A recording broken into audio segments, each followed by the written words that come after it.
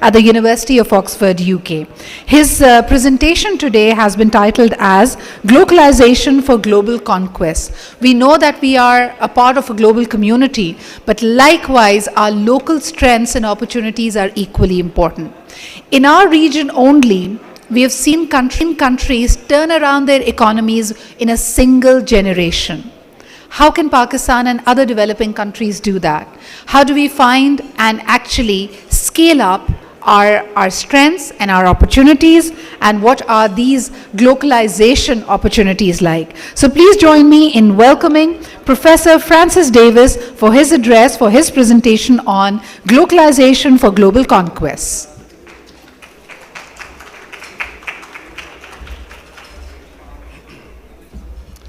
Now, good afternoon, everybody, and I hope you had a good lunch. Can you hear me at the back? Yes, you can hear me at the back. There is a story about an old UK Prime Minister who once stood up in a hall when he was out campaigning, and he shouted, "Can you hear me at the back?" And someone said, "Yes, but I don't mind changing with someone that can't," right? So we don't want to go there today, but we're going to talk about this subject of global conquest. It's not about war. It's not about conflict in that sense, and I'm just waiting for the slides to come up. It's about how we can unlock all of the unsweated talent, the unique talent, all of the assets that we have available to us. Got no slides. I'm going to need some slides. Here we go.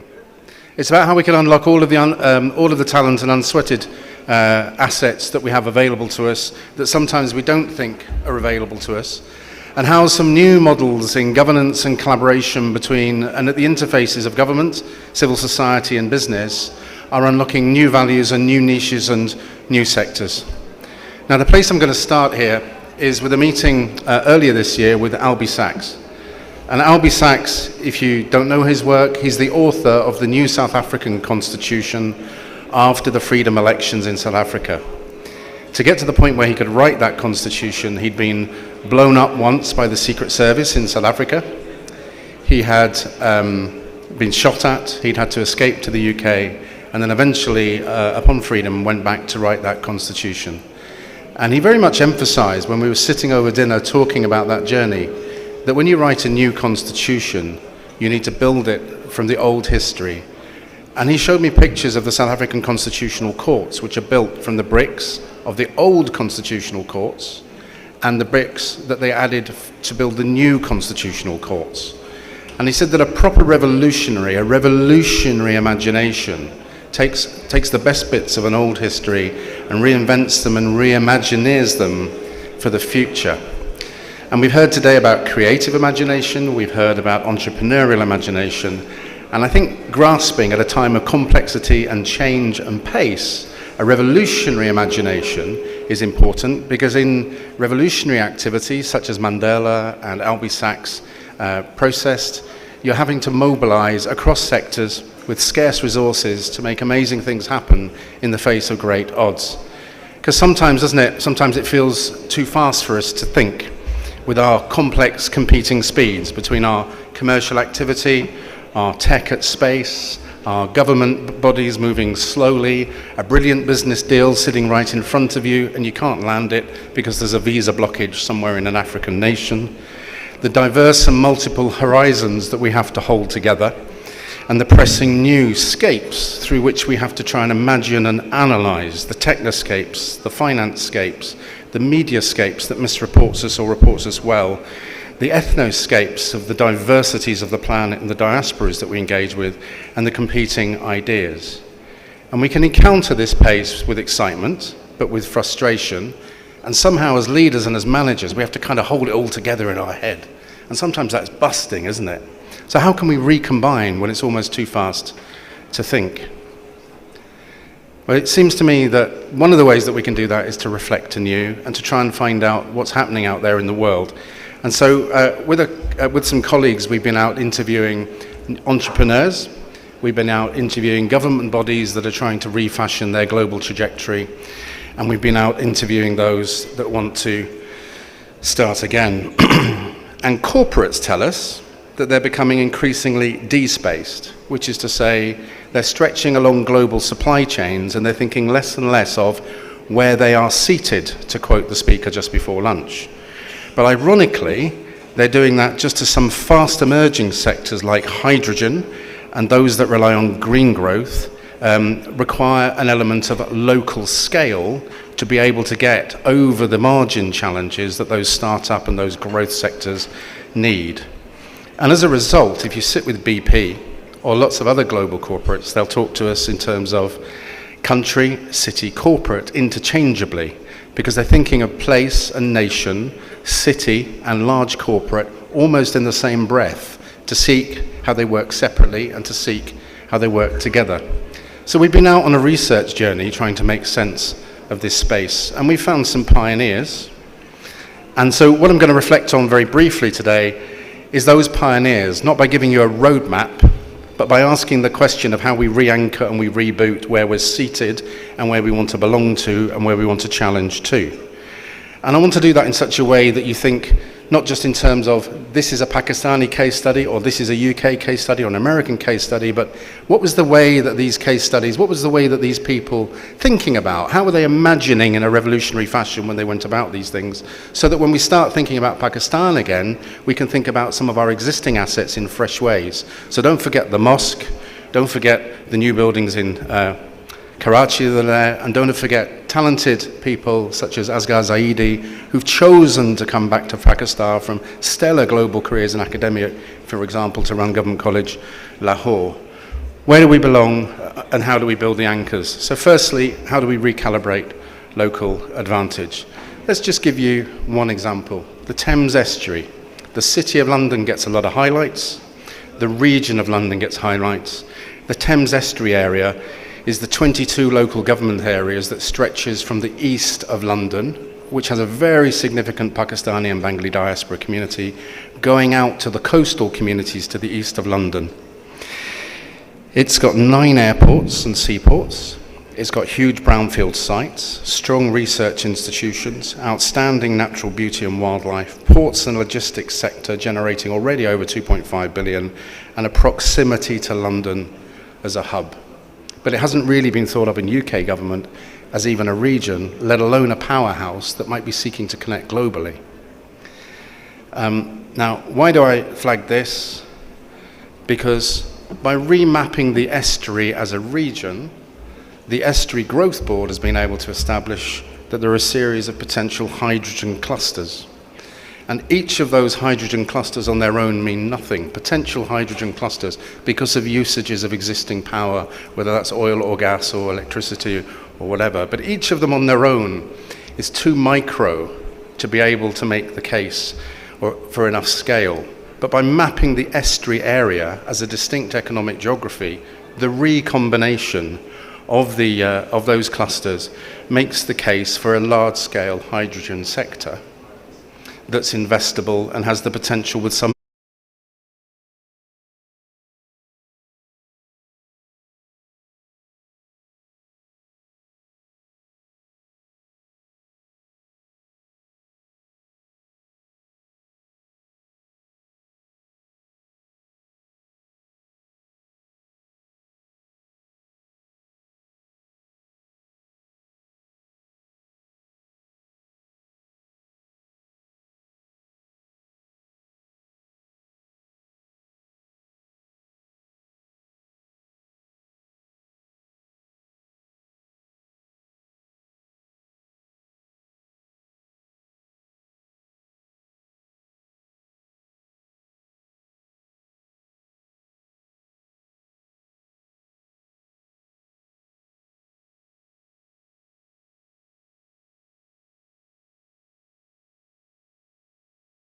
piers and docks along that river that have been shut since the 19th century, so that the city's huge waste, human waste and other waste, can go out along the river, and the 1.5 billion parcels that will enter London next year from Amazon alone can go up the river through another route.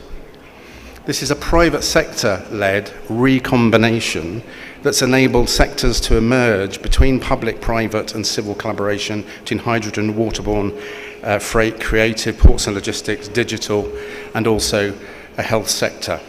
And this has unlocked new niches. In October, as a result of this collaboration, new collaborations with Hong Kong, San Francisco, and others will lead to a new global Estuaries of the World network looking at shared challenges. And they have two different kinds of challenges: social outcome challenges on aging and the role of tech, and at the other side, really distinct insurance and financial sector needs, because what all these estuary areas have in combination is a problem with rising water levels and no one with an adequate model of risk to be able to insure in that space. So the recombination has created deliberate intentionality on the use of an undersweated asset called the river, and unintentional value adds by the identification of these new niches. And we can then start kind of applying these principles, if we look globally, to how some other undersweated assets can be unlocked. Indiana State has 1,090 foreign-based companies there. English, French, German, Hebrew, Urdu, Hindu, Italian, and other languages are all spoken. Good air connectivity. And so the Indiana Development Corporation has been created by the local government as a public-private partnership, but essentially one that's controlled by the government to lever in a joint venture with large power companies, a hydrogen footprint for the whole region, and a series of other commercial startup ecosystems around it. You know, what's really distinctive is that that's it's an invested and a revolving fund, so the money that they make gets ploughed back in. It doesn't get taken back to the state centre, it doesn't get creamed off by the local government body. But that secondly, the equivalent of the Minister for Commerce in Indiana State is the CEO of the corporation, and he's measured on his ability to deliver value for that corporation rather than on the number of meetings he attends in the cabinet. In fact, it encourages him to spend less time on politics and more time on building alliances across all of the political parties and all of the stakeholders in society. So Indiana as a case study that's reaching out. In the US, diasporas are the same, highly concentrated, and actually because of their concentration, if one looks at the cash flows between the particular states in the US which have a high African density and their trade with their equivalent African counterparts in sub-Saharan Africa, then the two-way flows of knowledge, skills, and sharing work really well. And the challenge here then for us is when we think of nation, or we think of our firm, do we really think of ourselves as local diplomats, as people recombining talent locally and across the whole of our supply chains in each of the places where they're seated to become representatives, advocates, allies, and recombiners, reimaginary, revolutionary engineers of something new? In Atlanta, we interviewed Coca-Cola. 20% of their global sales are in sub-Saharan Africa. The only institution with bigger reach to sub-Saharan Africa than Coca-Cola, as far as we could map it, was the Chinese government, and yet Coca-Cola in Atlanta did not consider themselves to be a representative of Atlanta or of the United States. A big firm in Karachi, who are you representing, who are you recombining? The same with Denver, where Western Union is headquartered in Denver and has 21,000 outlets, pretty much in Nigeria and in Africa alone. So we can get confused, can't we? Not confused. When we look at the assets that we've got, when we look at the talent that we've got, when we look at the pathways that we got, we forget which assets are present, what talent we've got, and how recombination across public, private, civil can unlock something fresh. And two very quick examples of how this can lead you to a different way of thinking. The Canterbury Medical School, there's now well-evidenced research, and it's very new in place, and it maps research coming out of Harvard, which is that those that come to study there are more likely to found firms there, wherever they come from all over the world. So in the growing, high-powered, elite educational sector in Pakistan as it grows, when you persuade people to come from the Stans, from Uzbekistan and Kazakhstan, when you persuade them to come from UAE and reverse, these are your allies of the future, your investors of the future. The university is not simply a social cost on society, it's a node point, it's a diplomatic outpoint. And Canterbury Cathedral, we might look at and see that as a religious space. It is a classically religious space, just like that big mosque in Islamabad, the one that I started with a picture of. But the educational outreach to school children of the Canterbury Cathedral is such that they educate more people every year passing through their learning courses than the whole of the educational system for the region that it sits in. And the number of external visitors that visit Canterbury means that if you combine the visitor footfall to Canterbury Cathedral with the other visitors to the other cathedrals, you end up with an economic sector just under the size of the airline and aviation or the transport sector in London. And so when one looks back at the mosque and one thinks of the footfall to Mecca, or one thinks of the tourist footfall to the mosques across Pakistan, or to the potential role of the university, or to the outreach through the diaspora or the other firms that we have, do we think of them as social costs? Do we think of them only as charitable objects? Or do we think of them as co-agents in reinvention? And it seems to me that in reinventing that rootedness, we can reinvent and reimagine the collaborations at big scale for how we get to the global territories of the planet. And because global works is about collaboration at every scale. And one of the things that's interesting coming out of our research now is that we're finding regions that aren't in competition collaborating with each other. Thames Estuary collaborating with Detroit on carbon and river freight because they share the same challenges. Indiana and Manchester in the UK on hydrogen because they share the same challenges, but they're not in competition in other regards. 15 US states have military partnerships to share military tech, military knowledge, and the best procurement standards with militaries of nations in other parts of the country. And there's a global alliance of healthy cities, a global alliance of green cities. All of these partners and networks that we've been able to map so far don't yet include any Pakistani actors. And why is that important? It's because Karachi, Islamabad, Lahore, but definitely Lahore and Karachi, they're bigger than any of the places that I'm talking about. Bigger than a country like Rwanda that gets held up as an innovative case study for social change and where I've also been doing research. The undersweated potential in those cities, one imagines, if we're finding it in much smaller places with much more GDP to play with in the first place, is there to be recombined, there to be reinvented, and there with a revolutionary spirit to be set through again. And in recombining those sectors, we're going to be chasing after some of the best behaviours or most effective favours when it comes to government. 3 major governments from 3 countries that we've been talking to, when they go looking for allies in a country like Pakistan, they look local abroad first, not in the embassy. They pitch the innovation from that local region, such as Karachi, back to their national headquarters, and then national headquarters makes it the diplomatic priority back here. So if you're not playing local, then you're not playing global, and that approach mirrors some of the most exceptional successes of the PRC, what some people think of them in their engagement with South America. So reimagination, a revolutionary spirit, sweating all of the assets that we've got, and being proud of where we're seated in order to unlock the best of what we have next to us where we're seated to take us to the whole planet. It's closer than we think. Our times may be too fast to think, but with fresh ways of looking, we can manage those bits that we can get our heads around and the places where we're rooted around through the anchor institutions that we've got. Thanks for listening.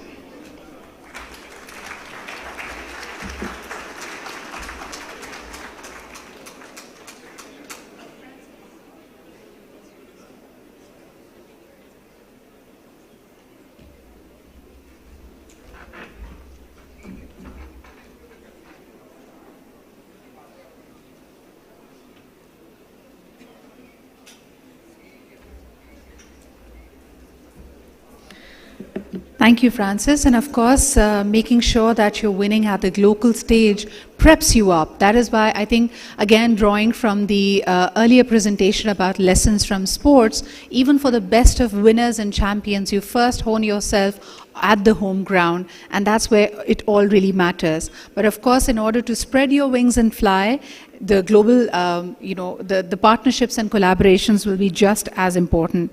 Ladies and gentlemen, our next conversation is, the next presentation is the one I'm really, really looking forward to. We've had I really had the pleasure of getting a sneak peek into what's coming during the lunch break. We've all been perplexed by what the world is going to look like in the years to come, but more importantly, what our world is going to look like. So the important factor in that is your own outlook, your own perspective, your dreams and aspirations. As you navigate your way through, it is about empowering yourself to actually unleash your own true potential. Finding that right mix with the right organization, the enablers, the leaders, that is how, first and foremost, you tap into your own true potential and perhaps bring the same, and create the impact and influence that you would want in life. So this one is actually titled as Driving Digital Transformation Through Empowering People. And empowerment and digital transformations are very exclusively loaded, heavy phrases, have a number of things that link to it. And we have just the right person to deliver this address and delve into the insights. Ladies and gentlemen, she is, of course, the CEO of Abacus Consulting Technology Private Limited. Please join me in welcoming the phenomenal Fatma Asad Said. Also, as Fatma makes her way up here, I may request you all to keep it a little down. We've become a little more chatty after lunch. I think that's the good lunch talking. But as a courtesy to all our presenters and speakers, may I request you to kindly keep it quiet. You can continue making an impact on social media, as since morning, half an hour into the conference, we've been either the second or the third trending hashtag from Pakistan. So keep up the great work. Over to you. Assalamu alaikum and good afternoon, and thank you for that generous introduction, Sidra. Always a pleasure to be back here at Nashel Events. Thank you, Asfar, thank you, Rabia, Kashif, the amazing team behind all of this. And I really must give you a round of applause. Please join me, because this is a recurring feature and it is making Pakistan proud. Thank you once again. Could I have the presentation, please? Oh, it is there. I didn't see that. So, we've deliberated and we've heard phenomenal leaders before in the morning session. Thank you, Professor Francis, for that very important perspective on globalization, because that is a challenge that is facing. After decades of focusing on globalization, there is a paradigm shift. And what does that mean for organizations? What does it mean for nations? And what does it mean for the human resource, us as the people, wherever you may be, whichever organization that you represent? And that is a factor that is challenging us all. When we talk about empowerment, at the same time, parallel the challenges in a post-pandemic world, that is where my conversation is going to be, where it's going to be centered around. And leaving you with hopefully a few thoughts to ponder over as you go back to your respective organizations and institutions, and even at an individual level. So the recalibration that is taking place, a bit on the studies that are now emerging in terms of what's next for organizations, and in this case, I refer to a Mercer's study recently published, which is the Talent Trends of 2022, and a sneak peek, an overview, a strategic overview of what is next as we calibrate digital transformation with empowerment of people. So when we talk about post-pandemic challenges, what we see is organizations that are emerging stronger and better and more vibrant are those who have channelized their energies towards ensuring that not only their strategic frameworks, but the human capacity and their capability is aligned towards ensuring business resilience, adaptability, technology enablement, and last but not the least, the well-being of their people. And that will ensure that the organizations remain, I'm sorry, this is not working, relevant and sustainable. How many of you at leadership positions at all levels are having that conversations within your organizations? Just a show of hands about being relevant right now in 2022. And sustainability. So we have more individuals and more professionals who are thinking the sustainability approach, but how many of us are challenging the way we are doing business? How many of us are actually challenging, okay, how do we stay relevant, not only today, but 10 years from now, 15 years from now? And what is it that the post-pandemic world is throwing at us? The challenges are endless. With inflation on a global level, the supply chain disruptions, climate change, what the Honorable Federal Minister spoke about earlier this morning as well, geopolitical tensions, market volatility, also the evolving governance models at the national level as well as at the organization level.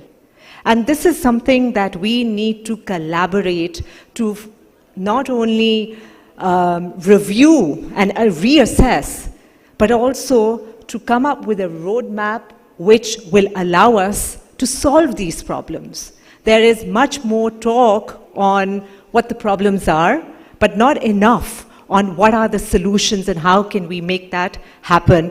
And of course, I'm making a general statement. There are organizations who are fundamentally raising the bar and coming out as winners. So we also have the DE&I, Diversity, Equity and Inclusion mandate, as we all know. We talk about the mobile workforce, we talk about the demographics in organizations like the millennials, multicultural, robotic environments, RPAs, also dovetailing themselves into the processes and procedures of how organizations operate. And of course, the multi-generational organization. At this point in time, there are 5 generations, from the baby boomers to the millennials and the Gen Zs, who are in active form within organizations. And look at the diversity of values, of thought, of ideas, of behaviors, of attitudes. That, ladies and gentlemen, is the real challenge. We all talk about the great resignation. I call it the great recalibration or reassessment, really, because we are rethinking constantly. The risk register sort of, it just continues on, because every day is a new day which brings in myriad of challenges. But how are we addressing those? How are we developing adaptable technologies, adaptive technologies, innovative technologies, but also adaptable cultures in order to handle the challenges of a multicultural organization? And the 3 elements which need much more focus is social justice, equality, and greater collaboration.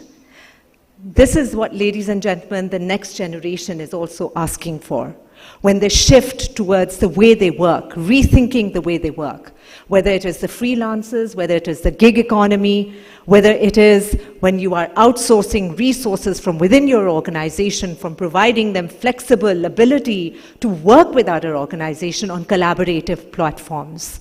The rethink of organization design is driven also firmly at the governance level by the DE&I mandate.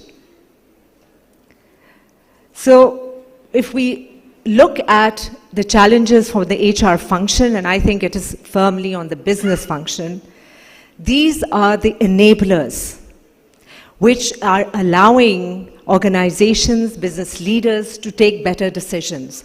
Because in this world, in this digitally connected world, each one of us has a smart device. Is that right? Show of hands. Who does not have a smart device? Oh, we have one person. Well, I'm sure you'll hopefully join the bandwagon very quickly, because we cannot avoid what is happening. So, and this particular connectivity is giving data to organizations, to business leaders, to make better, sounder, timely, relevant decisions. And if this is not part of the DNA of your organizations, then you are not enabling your people. you are not empowering your people in order to sustain and remain relevant as organizations.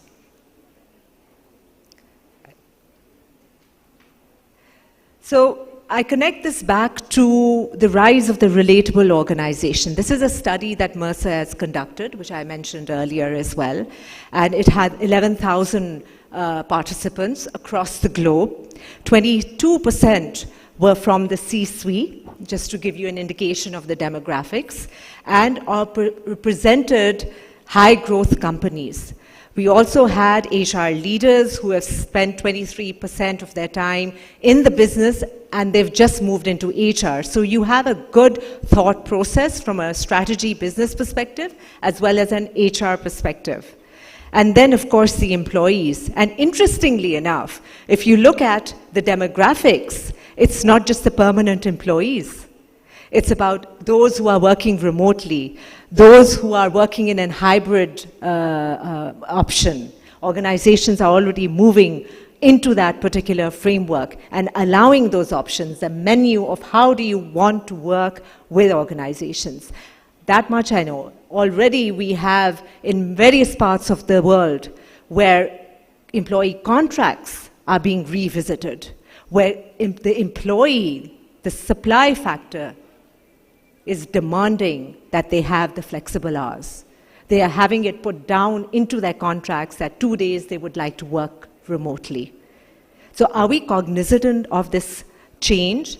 And then how does it impact productivity as we go forward? So what is the C-suite? What does the C-suite really thinking about? What are the challenges that keep us awake at night? Cyber risk and data security right at the top of the list.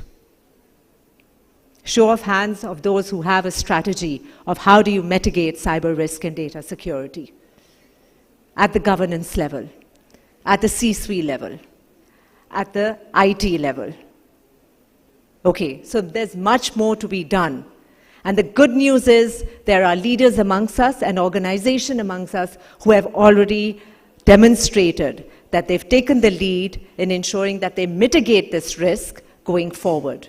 In a digitized world, if we are providing that device to our people, allowing them to work remotely, allowing them to balance their lifestyles, because that's what the next generation is asking, a healthier, more balanced lifestyle. Not that all of us don't want that, but that is a significant shift that is already taking place in terms of how the next generation is working. So cybersecurity and data security, cyber risk and data security becomes one of the foremost challenges of ensuring sustainability for an organization. I'm sorry, there's a bit of a lag in digital acceleration. The 2 years, I think it was the CEO of Microsoft which said that the pace of change in the technology enablement digital environment that was really went forward and on light year speed was the pandemic. And if we don't recognize that, then again, we will not remain relevant.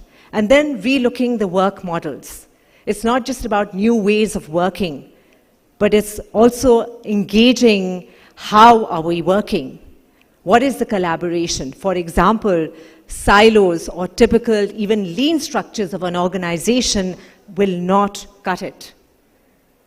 It's about working in tandem with each other, creating teams which are collaborating and partnering within the organization, and of course, business resilience. So the concerns are hiring the right talent, high employee absences which impact productivity, whether it's for health reasons or whether the great resignation has impacted individuals leaving the organizations, even though currently some data is coming in and saying some individuals have continued to stay with the organizations and chosen to because their organizations in tough times hung on to them. They said, you work with us in tough times, we will take care of you, we will invest with you, and then they are here as the organization takes off post-pandemic. There's digital exhaustion and loss of talent and managing a more cross-border workforce.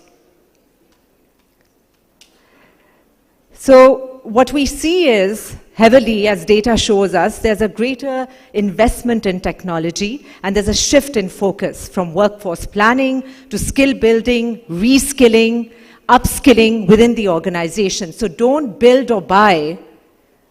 don't buy or borrow, build within the organization. Upskill your resources, rather than saying, we don't have this skill set, and how will we know? It is the leveraging on technology, platforms, which are integrated, which will allow us to have access to that repository.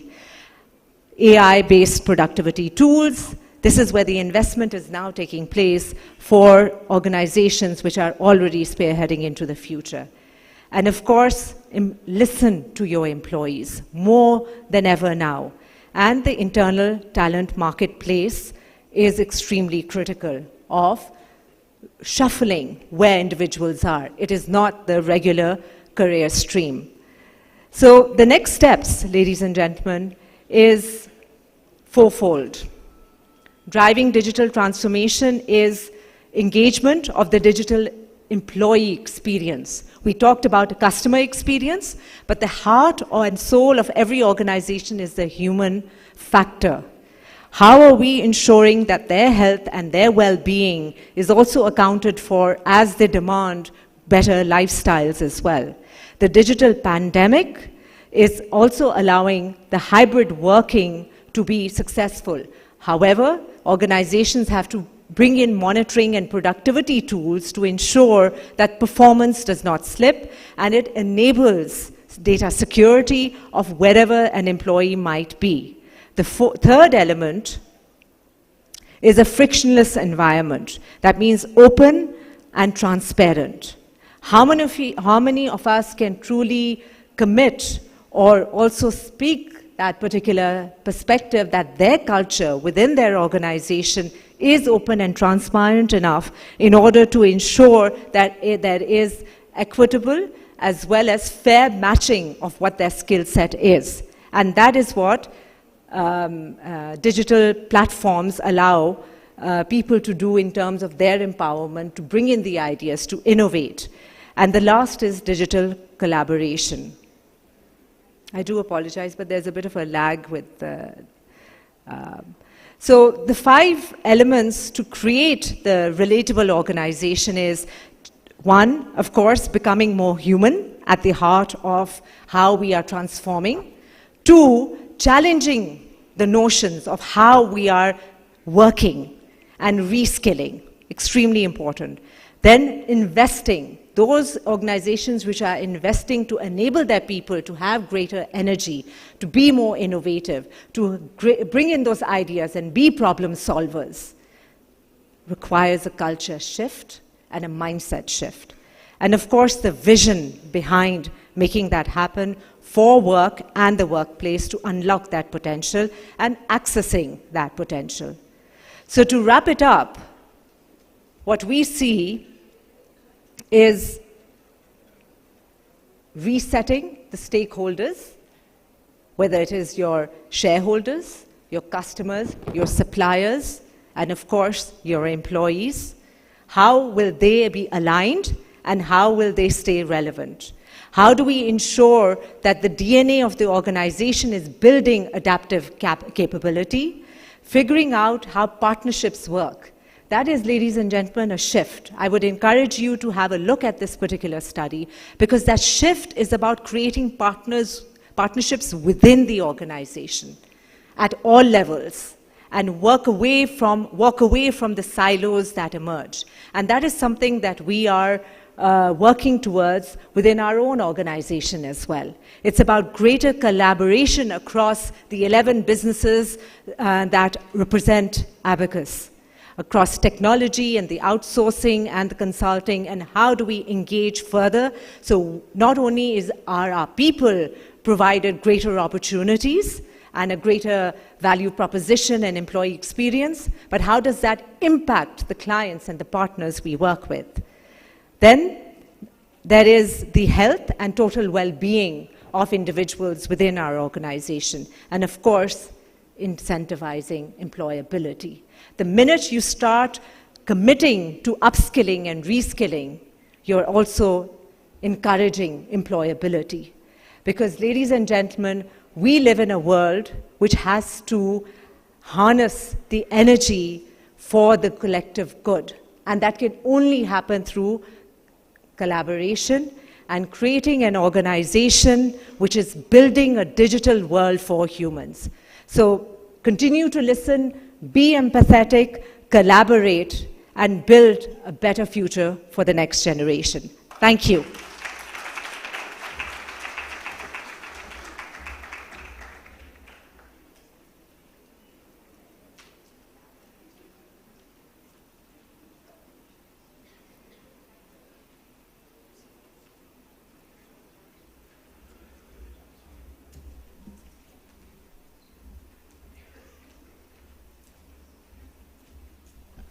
My bad, Fatma. I should have asked you to stay with us on the head table only, but may I welcome you up here.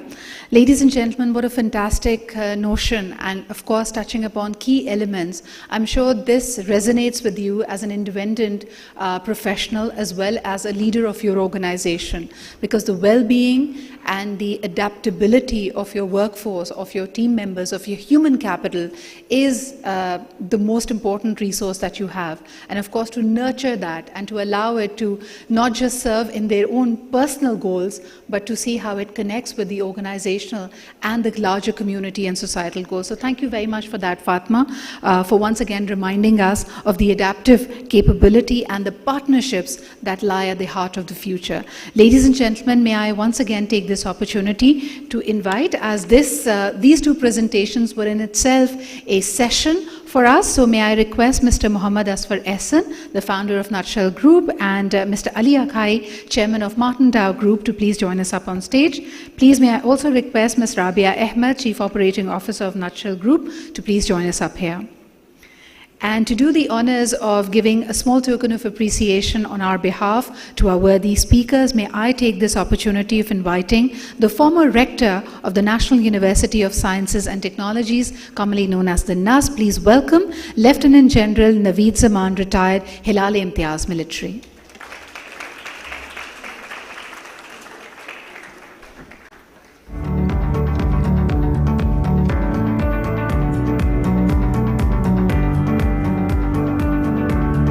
Naveed Saab, may we request you to present this book to our worthy speaker. Please welcome Professor Francis Davis, Professor of Public Policy at the University of Birmingham and also a visiting professional fellow at the University of Oxford, UK.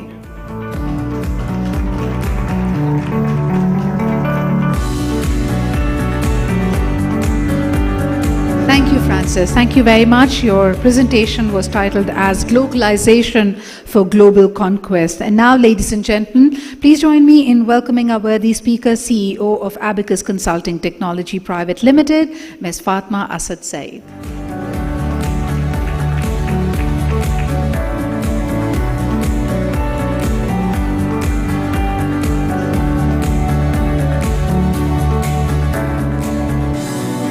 May I request you all to come together for a group photograph?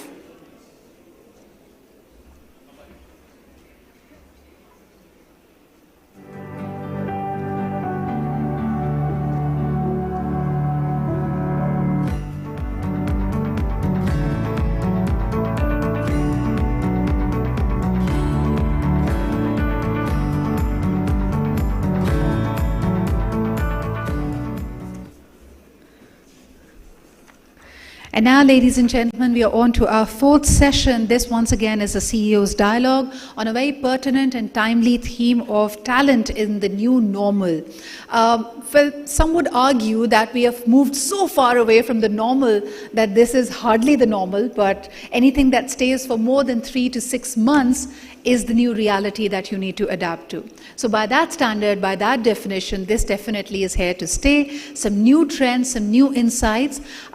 If you think you were complaining about the millenniums, beware, the Gen Z has already arrived, and they are thinking about things in a very different fashion. So how do you manage this talent? And most importantly, what is the CEO's experience in the practice, in the professional field themselves? How do they find a successor? How do they find succession to their engagement and aspirations? How do they keep the people motivated? And the most important thing, because now we survive in an age where you will be exploring many industries, will be working with many organizations, and your first and foremost responsibility and loyalty stays with your own growth. How do we continue having this talent work keenly with the organization and grow with it?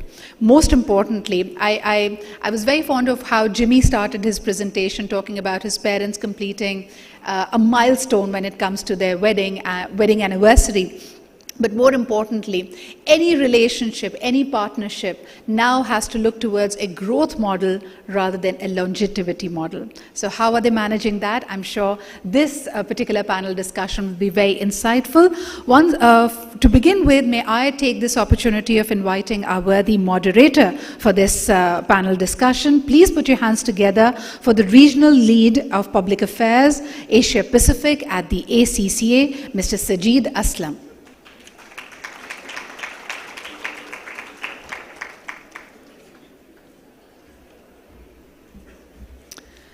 Next up, ladies and gentlemen, please put your hands together to welcome our worthy CEOs panel.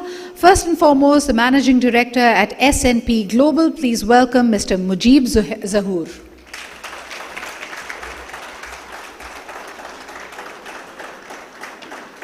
I understand we have a big representation from S&P Global.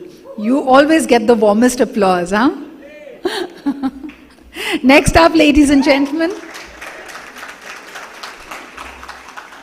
Next up, ladies and gentlemen, the President and the CEO of Mobilink Microfinance Bank Limited. Please welcome Mr. Ghazanfar Azam.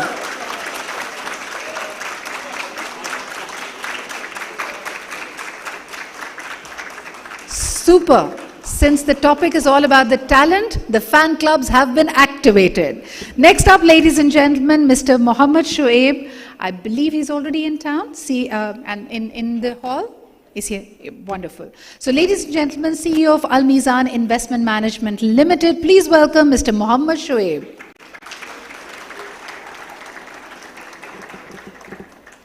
Next up, ladies and gentlemen, the only woman on this panel. I mean, the gender diversity is something that we are all sort of working towards and building towards. So for that matter, I believe she deserves the biggest round of applause. Founder and CEO of Planative, please welcome Ala Majid.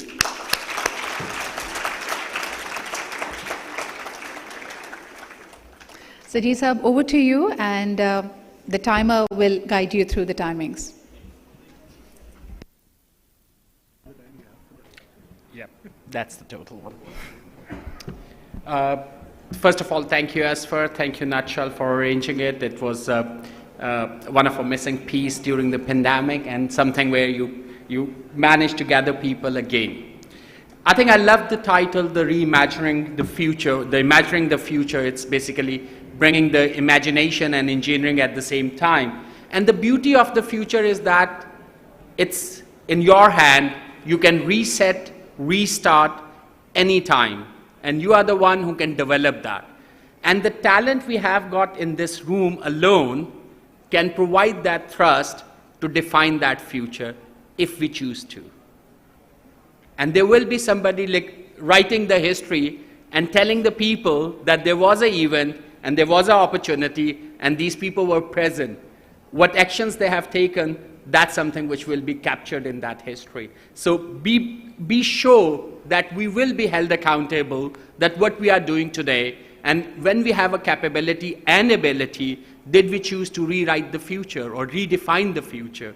So this entire business summit is all about what we can do, what I can do, what you can do, right? It's not about what people outside the room will be doing, or what will change and then we will start doing it. It's a matter of decision, and that decision can be taken today.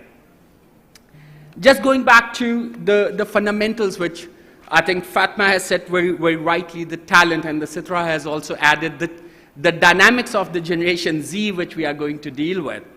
So I think the first thing which we need to be very, very clear, when we are talking about the talent in the new norm, so what is the new norm? What has changed significantly? And I'll request every panelist to just give a brief prescription, what they think about that, what has changed, starting with you, and then we will go in that order. Just take 2 minutes and define what has changed, particularly from your organization perspective, and what is the new norm now.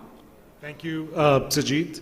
I think that question has been really wonderfully answered by Fatma's presentation as to, with research, as to what is changing around the world as organizations across multiple sectors look to operate in this environment. Not only the disruption or acceleration that has happened as a result of technology is a key driver. It has what was perhaps considered to be a nice to have is a must have right now. So that investment that organizations have to make in making sure that they are digital first, they're technology enabled, their people are technology enabled, that's, I think, a very important facet of the new norm. The second area is, and perhaps the most significant one, is talent. How we interact with talent and what that talent is looking for in organizations, whether it is around working for an environmentally, socially, governance responsible company, or it is about working for an organization. I think Fatma summarized it as social justice, right? Yeah. So those themes were not there earlier, or were not this prevalent as they are today. So how do organizations and leaders within those organizations, my team members and colleagues in the HR functions or people teams will be very quick to make policies. That's not even 20% of the problem solved.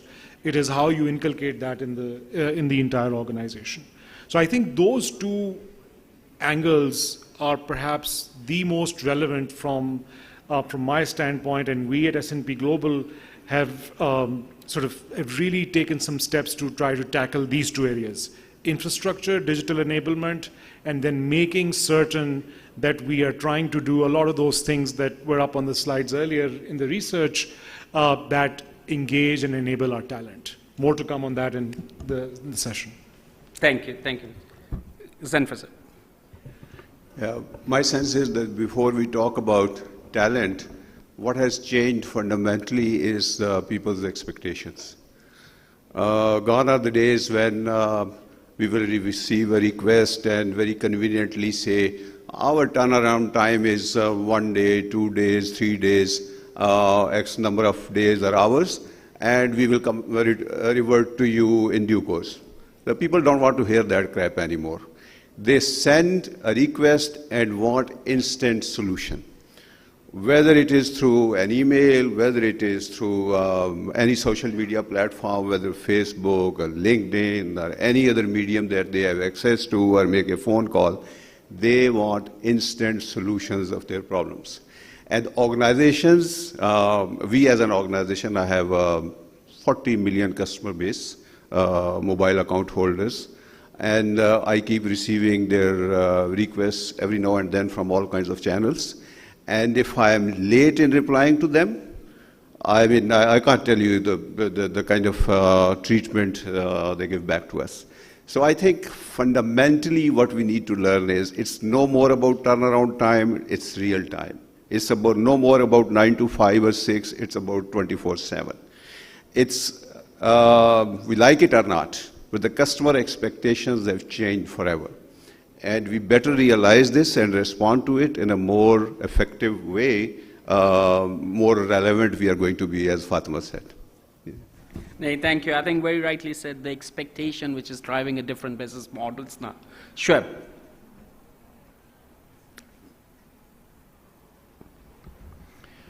Assalamu alaikum. So I will take it from where the Gazamfar left. Actually, I am not going to repeat what is already said. To my mind, the biggest change or the new normal is the organizational dynamics have completely changed. And I will like to invite audience to answer one question to make my point, if you allow me. So my question is very, very simple. If you have been working for an organization which has been a successful organization in the last 10 years, please raise your hands. You may not be working there for 10 years, but that organization has been successful 10 years. Please raise your hands. Okay, my next question is to these people actually. Are you worried that your organization will still be a very successful organization in the next 10 years? So at least 50% of the people are worried that you may or may not be a successful organization. Because the rate of change that Ghazanfar also alluded to has become so dynamic, it has changed so much that the expectation level of the consumer has completely changed. And the organizations are finding it more and more difficult actually to cope up with this change. Now we have seen the examples of Kodak, we have seen Nokia, we have seen BlackBerry, and all these organizations, they were perfect in what they were doing. Imagine Kodak cameras were the best in the world. Nokia phone was the best in the world. They were very best in what they were doing, but they could not see or implement or respond to the change that was needed. And that is actually the harshest reality. Now, whether it comes in the form of pandemic, in terms of working from home, it comes in terms of technology, everything is boiling down to the same phenomenon. Thank you. Thank you, Shiv. Ayla. Thank you, Sajid. Okay. So I'll take the question from a slightly different perspective. So what has really changed as an outcome of COVID or as an outcome of a lot of innovation? So I feel that there's a lot of awareness, a lot of tolerance has come about, a lot of authenticity has come about, and people are now more open to having very honest communication, which was not there earlier. And as a result of that, what we have seen is what we are seeing in the changes that are taking place in the HR of the organizations, people changing jobs, people's expectations different. They were probably already different, but they were not being communicated in the manner as they should have. So I think that barrier has certainly come down, which is absolutely a great thing. So the acceptance of diversity, that has come about. And when we talk about imagineering the future, I think we are now much more open to having diverse set of audience stakeholders with us to talk about the future. And still we need to, there's a long mile or many, many miles that we need to sort of cover. And I think that's the area where we should be heading. I can tell about my personal experience. COVID has made me certainly a much more better listener, slightly more patient person, I would say. But I think it's just acceptability and tolerance that I would rank very, very high. I'll share with you a very sort of little story. So back in 2016, Sajid, that was actually at one of the ACCA conferences, and I shared my views that we may be seeing Uberization of the profession. And at that point in time, people thought that I was half mad, but I'm glad that I'm almost proven not mad. So I think because in terms of the way talent is evolving, people are learning more than one skill. And people's satisfaction level has also sort of evolved. They may like to do different things for different organizations, and it's hiring people and making it a very lengthy process and then expecting them to stay on for 10 years for your organization. I think that's now absolutely absurd. The hiring models have really, really evolved. People should be looking at getting on board the right kind of people, the right kind of skill set, and provide an ecosystem for them so they are nurtured and they grow. I think somebody mentioned this, that grow with the organizations. So these are the things I feel that we must see that at the second layer, there's one obvious layer. What are the changes right at the second layer? And I think those must be really appreciated. Thank you. Thank you, Ayla. I think if I just summarize, there's an interesting perspective here. So what Mujib talked about is what Gen Z is looking for in a work environment, the flexibility, digitization. When Ghazanfar talked about Gen Z as a customer having that expectation the pace of change when Shoaib talked about, so that's also something they get bored, they need to change, and they drive that change, and they drive those businesses as a customer. And when you bring the authenticity and the originality in terms of, and more open and transparent, again, that comes down to the Gen Z significantly. So if we are looking at the Gen Z, if we agree on that hypothesis, and we pick it up, and you can challenge that. So the Gen Z as a customer, and the Gen Z is ready to respond to their own requirement as an employee of the organization. Do we see that they do understand themselves well as a customer, and when they have to responding the same request back to customer? The expectation, like Ghaznfar, if I'll pick up from your side first, the expectation, and when they become a part on the, sitting on the other side, do they have the same kind of, like they respond that fast, the way they expect to respond? Yeah. Honestly, if you ask me about Generation Z and how they view the entire country, society, economy, I think we have failed them. And there are a few simple metrics. I mean, if you look at how we have treated our younger generations, there are about 9 to 10 million Pakistanis overseas who send a fraction of their income back home to their families by way of remittances, and that is about $31 billion this year, past year. And there are 120 million adult Pakistanis within Pakistan, and the total value addition in terms of exports is hardly the same amount that we overseas 10 million Pakistanis send back home. So that shows the difference in productivity and attitude towards, the entire work ethics. If we, eliminate the textile sector, the element from our exports, there is no other sector which has more than a couple of $2 billion in terms of exports. The only silver lining, and if we do actually really focus on this, the government, the private sector, I'm sure there are a lot of people who are doing very good work, in terms of technology and technology exports and freelancing. But this is one area where we need to invest massively, because otherwise we are unable to employ and make younger Generation Z that we talk about work productively. So if we channel their energy and the huge numbers with which this youth population is waiting for opportunities, we can meet the challenge of exports, we can actually grow our economy many times, and then increase the overall productivity of the country. But I think technology and technology exports, by enabling freelancers, by enabling software developers, by enabling and helping software development companies, and the entire technology sector. That should be the focus of ours, policymakers, and everybody who can contribute in this. Thank you, Ghazan. First, with productivity, and I'll pick up from you. You work with a very young team, and you have got training programs there as well, Mujib. So, what kind of characteristics or capabilities you look in people when you are hiring them?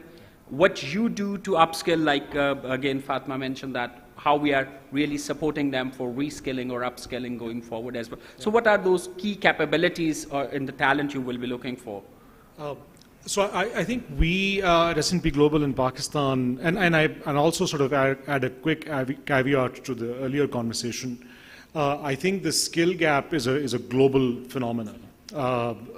Several of us in the room who look after global teams, I experience that when I interact with my global teams. So the challenges that Ghaznfar Saab spoke about are spot on about fulfilling that skill gap. At S&P Global Pakistan, we've been very fortunate that we've been on a solid growth trajectory for the last 2-3 years. The pandemic continued while it was unfortunate and tragic for so many people around the world. We were able to still hire a significant amount of people, about 650 people in 2020 and about in 2021, and about 450 people so far this year. And as you can, all of them based in Islamabad, all of them without fully working from the office, all of them trained, onboarded, equipped, working remotely. So we were able to deploy some of these techniques and traits that we've been discussing and hearing that are sort of standard across the globe. To your question about what attributes do we look for, so we are a purpose-led organization. We want to provide an opportunity to employees and our team members that work with us to work towards their growth. That sort of, it's not a postscript for us. It is our main value proposition. That I think is what attracts the talent that we get. The young boys and girls that you see roaming around today, a lot of them have been with us for quite some time, have grown with the organization. We see about a 40% internal mobility rate. So that is a testament of the skill enhancement that we are able to impart to people. To your question of how do we really do that and what characteristics do we look for, I'll give you one or two specifics. I think we really sort of try to hire for agility and adaptiveness. So people can learn the workflows quickly, can transition from one area to another quickly, because that, I think agility, frankly, is one of the most important attributes that we will find over the next 5 to 6 years. The ability for people to be able to move from one skill set to another and be really, really good at it. I think as far as programs are concerned, I will talk about two specific ones very quickly. I want to be cognizant of time. The first one, we realized that as technology, we're in the data business. We provide data analytics, research to our customers across the world. And that is a very technology-centric business. We realized that it was going to be important for us to continue enhancing the technology acumen of our people. So we launched a program, we call it Essential Tech. It's a global program. It has career paths that people can take that will lead them to move into various roles. Super successful. We've seen people coming from totally non-technology backgrounds and move into technology roles. And that's, I think, this traditional mindset that you have to have a technology degree to get into a technology role, that has to be out the door completely. Because it's the skill set that matters, and if the organization can focus on developing those skill sets, it's going to be very, very advantageous. Another area that we really try to focus on, we believe globally in empowering women and women leaders. We have focused on creating a diverse workforce. I'm very pleased due to the efforts of our team. You know, we are at almost 26% of our population is women. Considering the type of workflow we do, night shifts, etc., I think it's an achievement. And so we designed programs that made sure that there was skill enhancement as well as leadership opportunity for that population. And that has been really, really helpful for us as well. And then lastly, we are in the process of designing a program which will sort of take our, Fatma spoke about diversity, equity, and inclusion. We strongly feel that gender diversity, while it is very important and a key area to focus on in Pakistan, there are other diversity areas that are also equally important, focusing on people who are differently abled, focusing on transgenders. So those are two segments of diversity that we are inshallah going to be launching a program of internship for before the end of the year. And that's something that I and my team are very, very passionate about. And we want to see that as a success, and that in turn then becomes our brand identity, yeah, right? That's what young people then see us as an organization who will go to bat for these issues. Thank you, Mujib. And you can see that what that 26% of women, how they are growing S&P. Once they will reach to 50%, how S&P will look like in the future, right? So Absolutely. I think that's the big thing, and I think there is enough evidence in the world that the more women who are engaged and at a C level and at a leadership level, we see more and more growth within the organization. Shoaib, I'll bother you with you're very big on innovation, and that's something which you always talk about. So when you are looking at the talent of today, so how you evaluate the innovation side of it, how you really look at those attributes and the capabilities which you feel is a right fit for this new norm now. So what's your evaluation criteria, how you are applying that at the recruitment stage, and how you are applying it for the reskilling and upskilling? So in terms of recruitment, certainly this is an area which is very important for us because, as you know, Pakistan has a very young population, 140 million people under 30 years of age, maybe 123 million people under 23 years of age. And considering the growth that I see in the mutual fund industry, these are actually the people who are actually going to be the future customers of AMCs. So from that perspective, we, first of all, obviously, we just try to make sure that our team is younger. So in terms of age, first of all, more than 60% of our staff is between 23 to 30 years of age. Now, one of the basic questions that we ask of anybody who wants to join us is, what is their expectation of us? And whether they expect to provide them a career path. That is very important, because if you feel that that person has a mindset and has a belief that we can take him to the next level, I'm pretty sure he will come with a full commitment. And that is one of the very important factors. In terms of organizational development, like any successful organization, and we have been around for 25 years, mashallah, most successful, one of the very important areas is to focus on innovation, as you just mentioned. And we have seen in the past, as I just mentioned, gave some examples that many companies do wonders and their success breeds failure. So that is an area we need to work very, very cautiously about. And we are looking at a very good framework where we have to make sure that the organizational support for innovation is there. So we try to create smaller teams which are focused on innovation, and one of the very important areas is we are focusing right now is digitalization. We have made good progress. 70% of our transactions are paperless. They are done electronically, and out of every 100 transactions, 70% are done electronically. But I think the consumer experience, and talking about this Generation Z, the consumer experience is becoming more and more important. And we are trying to replicate our investment account as like a bank account where the customer has complete freedom. So just like Ghaffar mentioned, that the expectation is it should be on the spot. Now in the mutual fund industry, if you talk about investment or redemption, it's a process, because when you want to withdraw your money, you get your money back next day. We have automated our processes that up to a certain amount of your money you can withdraw instantly and goes to your bank account.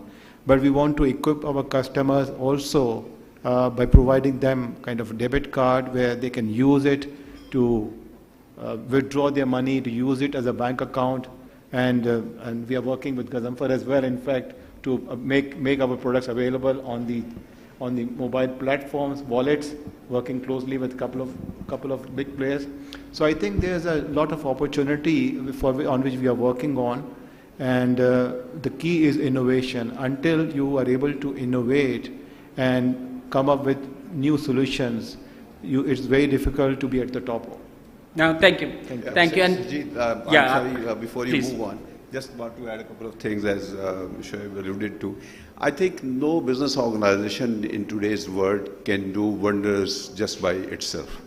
Partnerships like we are discussing, I mean, there are many other partners in the room. There are companies that we partner with. The idea is that together we can actually reach out to maximum people in Pakistan who are largely unserved. And no single organization can do it on its own. Additionally, women, as we know, that are less served than men, obviously, because their coverage is very minimal. We have special initiatives in place. We run a program called WIN, which has received appreciation from State Bank also and many other partners.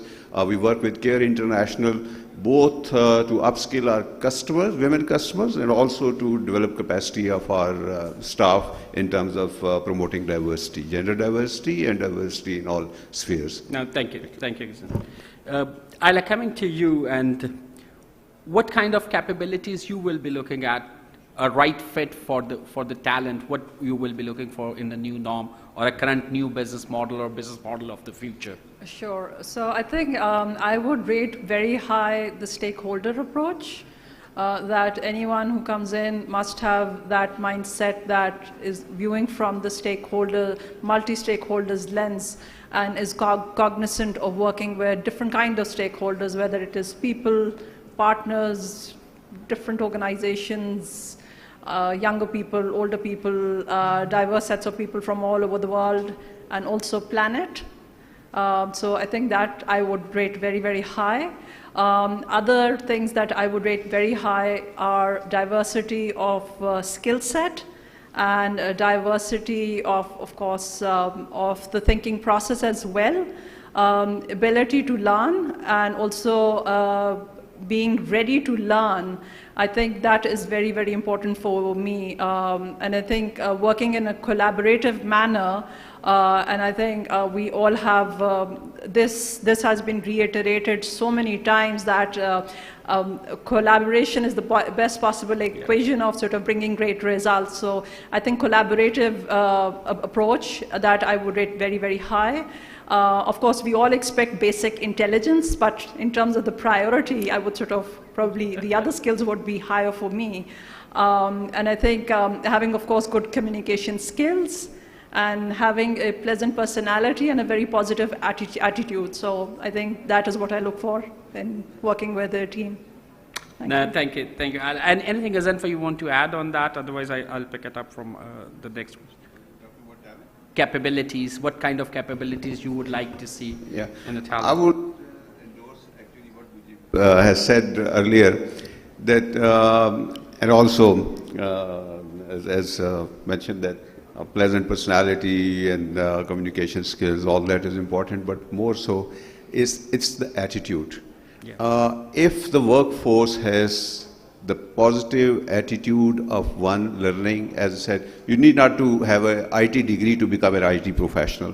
My IT head, information technology head, doesn't have necessarily a very high PhD or MSc science in technology, but he is very good at people's skills. So the same is true for other professionals. You need to hire people who have an understanding of what's the purpose of their existence. Why do we exist as an organization? What are our roles in terms of supporting each other and reaching out to customers in terms of providing solutions for which organization has been created? So I think it's an overarching sense of purpose, and also in terms of being collaborative, open-minded, positive. These are the attributes that actually enable a young person to mature very quickly and also become very productive for themselves and for the organization. No, thank you, Gazanfar. I think some of the messages which I got is the expertise, the technical expertise are becoming, and then not only the one, like Ayla said, multiple technical expertise, they can have those skills, collaboration coming out very, very strong, sustainability focus becoming a very strong one, digital, like you mentioned, drive the continuous learning, innovation as a skill set and a mindset, not as a process itself, the mindset coming to the innovation, and some of the stuff is referred to the ethics and critical thinking. I think these are the areas from a capability perspective which are coming across very strong. Now, the bigger question, these are something which we feel that we need that kind of talent or a capability. Are we getting that talent from market? No, that's a very simple question. Yes, no. I think I would err towards no, not in the magnitude that we need it, and not towards the opportunity that exists there. Pakistan, especially when we talk about technology, I was slightly displeased that our finance minister didn't mention information technology exports as one of the top exports in the country. We are one of the largest sectors when it comes to exports. And freelancers, the opportunity there, the only raw material we need is skilled workforce.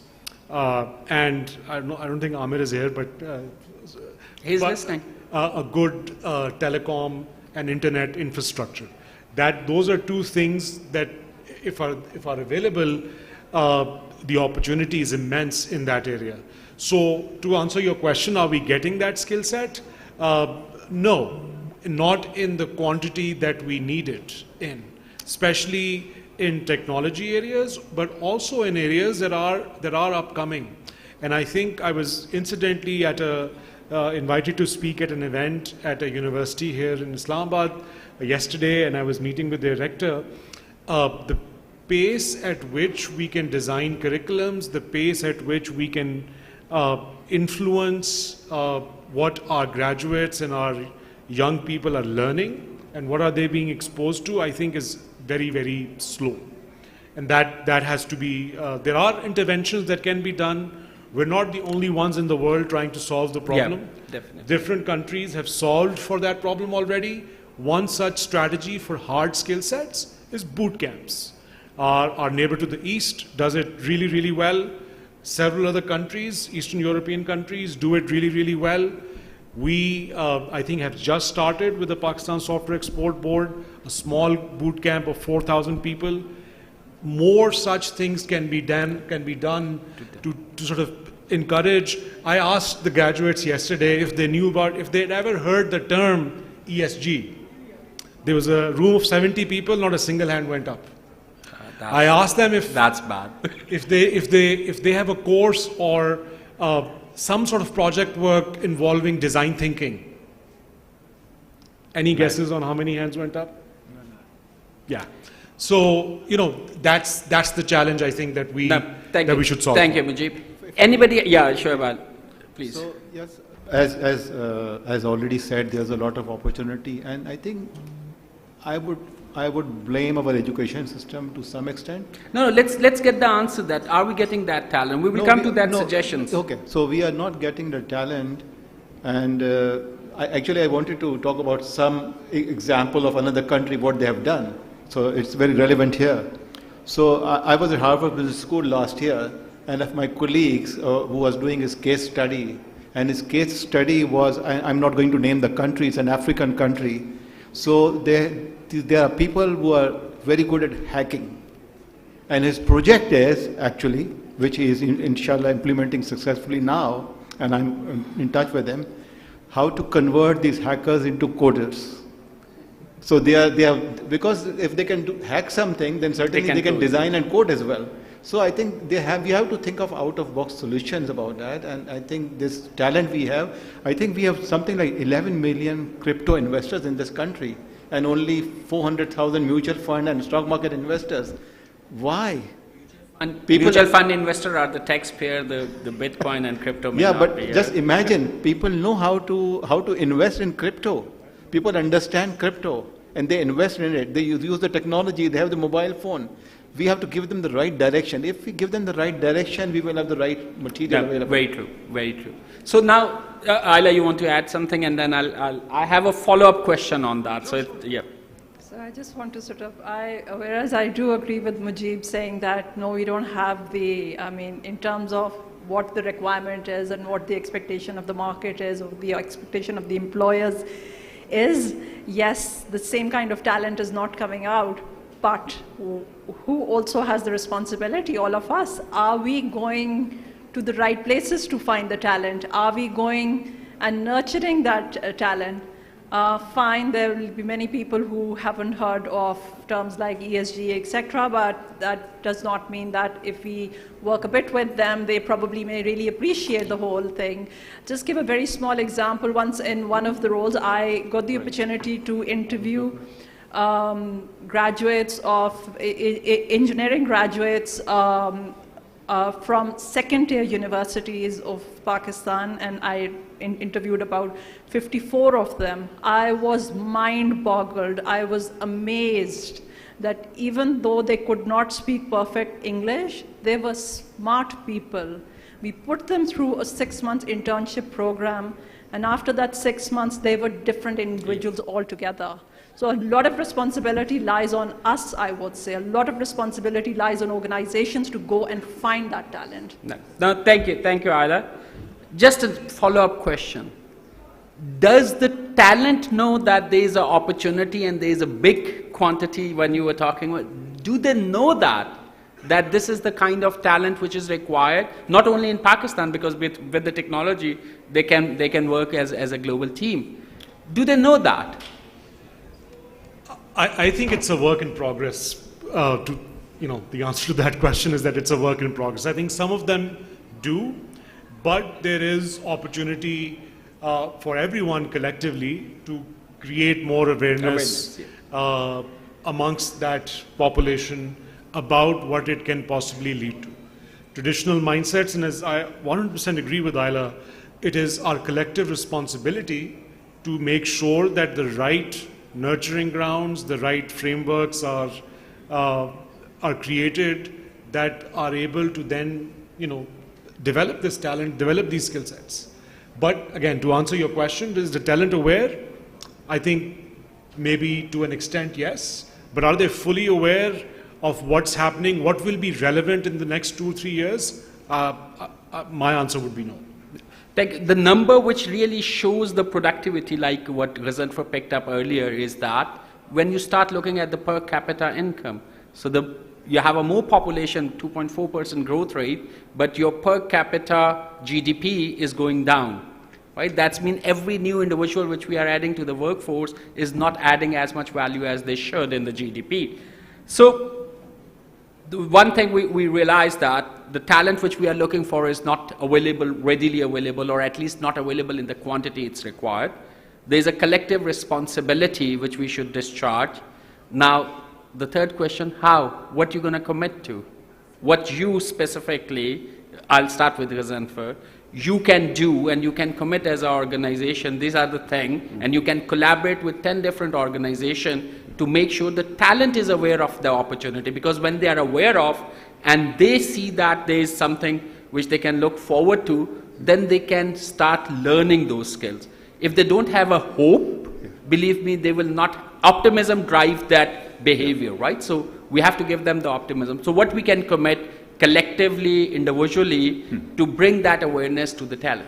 Yeah, I think one thing that we can do much better than the way we do is all companies need to have robust internship programs, and we need to provide those learning opportunities to our younger generation, fresh graduates, so that they could have an idea of what kind of work streams offer them potential work opportunities and where their talent could be utilized best. And we run multiple internship programs, basically to encourage younger men and women to get some experience. And also we try to recruit some of them wherever we need them. We encourage them to keep applying and looking for opportunities even once they leave the internship program. So I think a good internship program provides an opportunity to the younger generation to actually get used to the kind of talent that is required by organizations. Thank you, Ghazanfar. Ayla, and then we'll come to Shoaib and I'll come to you. Sure. So I think encouragement plays a huge role, and then providing the opportunity to work with diverse kind of projects, diverse group of people. That's very important to sort of help people sort of grow and nurture. And I think those are very, very important things. And in order to sort of grow, learning is of course continuous. And I think what we also need to appreciate is that oftentimes the environment within organizations, there are hierarchies, there are people sort of, it is perceived that there's not an open communication channel. at times there may be a very smart idea coming from a much younger person in the team, but he or she may have some kind of, maybe not that kind of comfort level to. So I think bringing one to the level of your colleagues and the groups that one is working with, giving out that message and opening that communication channel is very important. So yes, I mean, if you talk about the general work environment in our beloved country, we also feel that a lot of time people get this impression that the other person has a chip on their shoulder. So I think we need to really, really dispel that impression. Thank you. Sure. How we can get there? Yeah, so from an organizational perspective, what we are doing is we are going to the universities, we are going to the universities, having sessions there with the students, telling them about the benefits of saving in Pakistan, investing in Pakistan. And also when we are doing recruitment also at the same time, we go to the career fair and we try to recruit people who have just passed from different universities, so that when they go out and actually go and tell these people studying in the same university, they have a connectivity with them. But as a nation, I'm very disappointed that we have done a great job in killing the optimism for the new generation. And I would go back to the time where there used to be like 1 or 2 TV channels and everybody would remember PTV. I'm sure nobody watches it today, but like 20, 30 years ago, PTV was the only channel.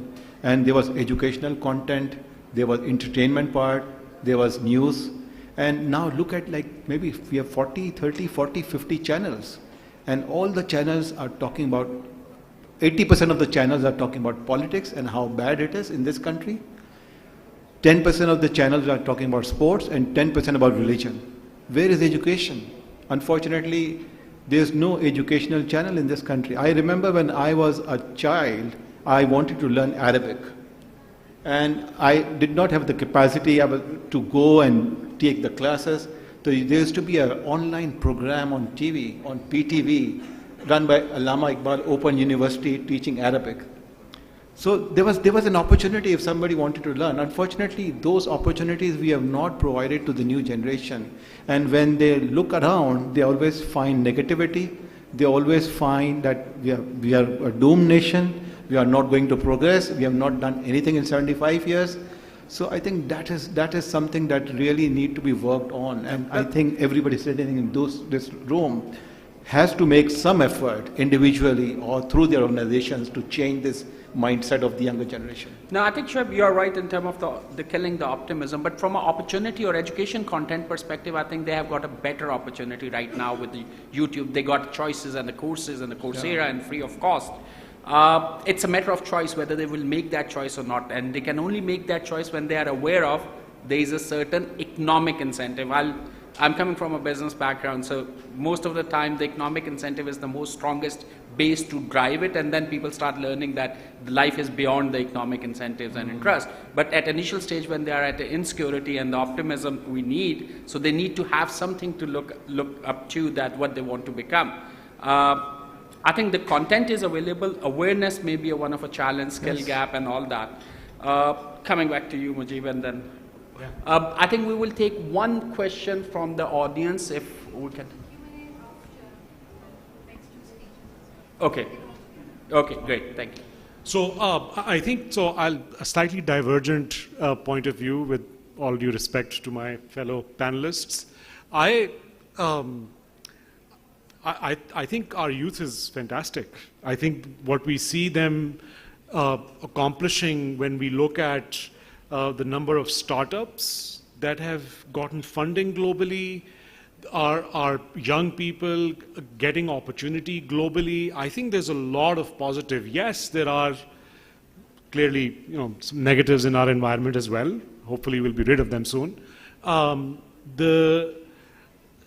But overall, I think within that environment, our young population has demonstrated a lot of resilience and given some excellent results as well. We definitely can build on those.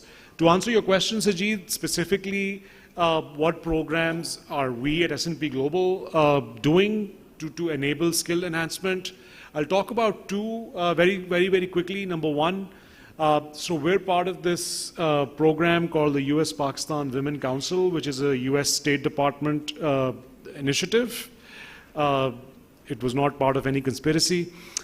We worked with them to mentor, we made a pledge to mentor 20,000 girls and women in Pakistan in STEM skills.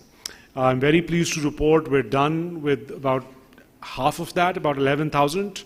We're very confident we will hit 20,000. And we've had some fantastic success stories from there. Just, to the point that Ayla was making, a little bit of nurturing. I one quick anecdote from there. We mentored this young women entrepreneur from, a remote area in Punjab. She was having trouble keeping her books. Financial bookkeeping was a problem. One of our colleagues was able to show her how in Excel you can quickly set up a template that will help her keep her books, and that was a major source of efficiency for her. She was able to grow her business. So a little help will go a long way. Definitely. And as I mentioned earlier, the second example I will give is the boot camps for technology resources, which is, I think, the quickest employment opportunity and impact opportunity right now across the globe, not just in Pakistan. The skill requirement there is immense. The supply is less, and we are all competing for that supply here in Pakistan as well as globally. So that's an effort that we've continued and committed that we will provide funding and resources for boot camps for the next 2 years. Thank you, Vijay. Just last thing, any one top recommendation, either for government or for education institution, for corporate or for youth, what they can change? Start from Ayla. One recommendation. We have got a timer going on there. Absolutely. So just 2 words: empower people and provide ownership. And Great. People must take ownership. Yeah. Okay. Great. Shweb. In my opinion, yes, ownership is very important. You have to give the ownership to the people. You have to empower them and demonstrate to them that this is the future for you. If you can do that, if you can convince them, you will see very good results. Yeah. Thank you. Gesundheit. I agree with my fellow panelists, but also would like to add that we need to do much more than what we are doing. Reason being that we are the 5th largest country in terms of population in the world. And if we look at our proportionate contribution to IT or products that other nations are developing, like India, like China, like other major countries, Canada, for instance, is very ahead of us, despite a very small population. So compared to the opportunity that exists today, our current level of productivity is very, very inadequate. And I think the government and private sector and all of us need to not just produce 20,000 graduates a year, but hundreds of thousands of graduates every year. If we really want to leapfrog, we will have to increase opportunities for IT education across the board. One quick one. Yeah, very quickly, I think I mentioned this earlier. For people who are in their early careers, even mid-careers, I think really taking ownership of what opportunities are out there and equipping yourself, because you have the tools. 10, 15 years ago, you were dependent on someone else. If you're in university, your teachers. If you're in an employment place, your manager or your seniors. Nowadays, shouldn't really matter. You have resources available for yourself that will allow you to develop skill sets that can lead you to newer opportunities, better opportunities. We say that all the time internally, and I think that's the one thing I will say to this audience as well. Thank you. Thank you, panelists. Thank you very much for your perspective. We will just try to close with the summary. I think if you summarize that, there is a certain expectation on both sides, from an employee side and from a customer side, and which is driving a certain change. And that change is very phenomenal right now.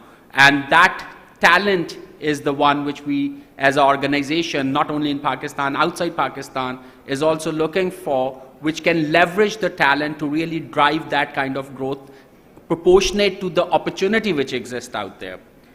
Another thing which came out very strong is that there is opportunity, and it's sizable opportunity. It's just that sometimes talent is not aware of, and they are not equipping themselves, and they are preparing themselves in a right direction. And if you look at what kind of capabilities we are looking for, definitely there has to be a certain technical expertise, whether engineering, finance, IT, so that's a given, that, or a multiple skills are even better to that extent. But ethics, critical thinking, business acumen, sustainability focus, ESG focus, climate action focus, I think these are the things which came out strong, because that's what the businesses and world is looking for. Collaboration is one of a key skill came out, where the stakeholder engagements we are looking for. Digital or a technology, like the great program, the essential technology, that's a great kind of word which we can look at. And the last item is the continuous learning. I think that's one of a behavior in terms of agility and adaptation. That's something as a capability set. That's the talent which this new norm require. That's the talent which we have to commit to. That's the talent which we need to develop and contribute towards that. So thank you very much. And I think we will be taking some question afterward, right?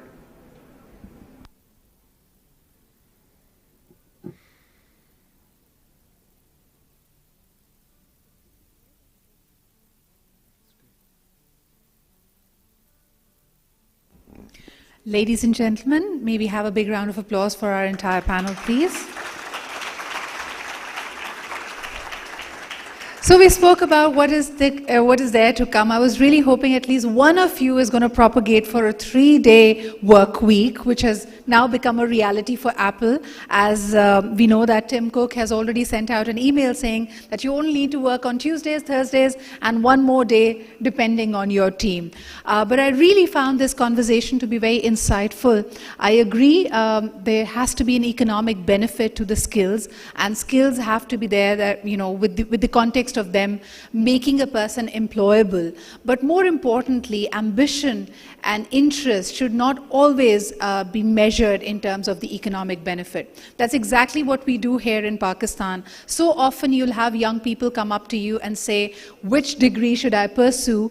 Kiska scope sabse zyada hai? And by scope we simply mean how much money will I make out of it. So it's more important to find your interest, to find your passion, and perhaps build up on that. But ladies and gentlemen, what a fantastic panel this was. Let's give them a big round of applause once again. May I now take this opportunity of inviting Mr. Ali Akai and also another key member of our Nutshell team, Air Chief Marshal Suhail Aman Sahab, Chief Executive of the Strategic Engagements at the National Group, to please join us up on stage to give away a small token of appreciation to this fantastic panel.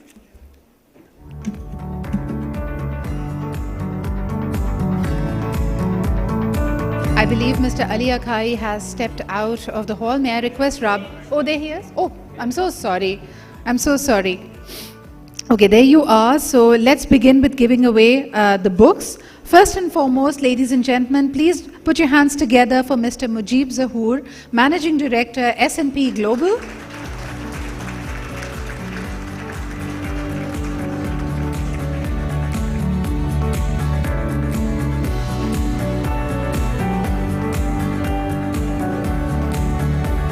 This was actually to test the fan club, so you have to keep the applause going. Sorry, guys.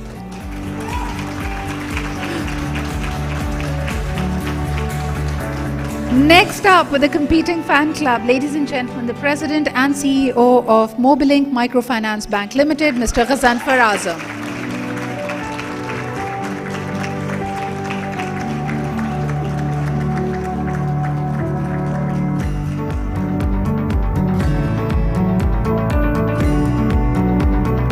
Ladies and gentlemen, please put your hands together for CEO Al Mizan Investment Management Limited, Mr. Muhammad Shoaib.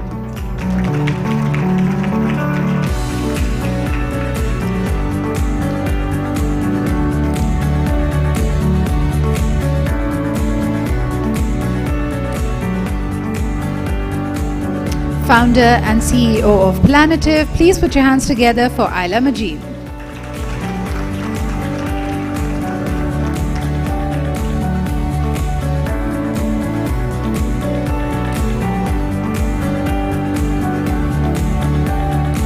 Last but definitely not the least, ladies and gentlemen, Regional Lead Public Affairs Asia Pacific with ACCA, and our moderator for the panel, Mr. Sajid Aslam.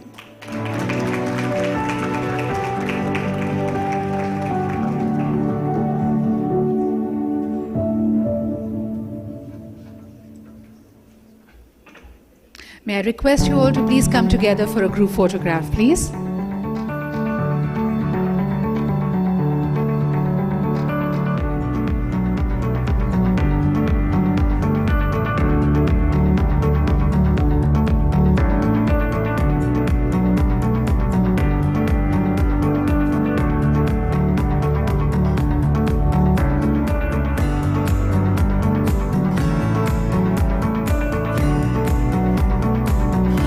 May I request the panel to please stay up on stage as we have, thank you Akai Saab, thank you Suhail Saab, but may I request the panelists to please stay up on stage as we will be combining the Q&A session. We are now into the last formal session for day one of Leaders in Islamabad, the 55th edition, 2022. Of course, it's all about imagineering the future. Ladies and gentlemen, this one, we have 3 power-packed presentations.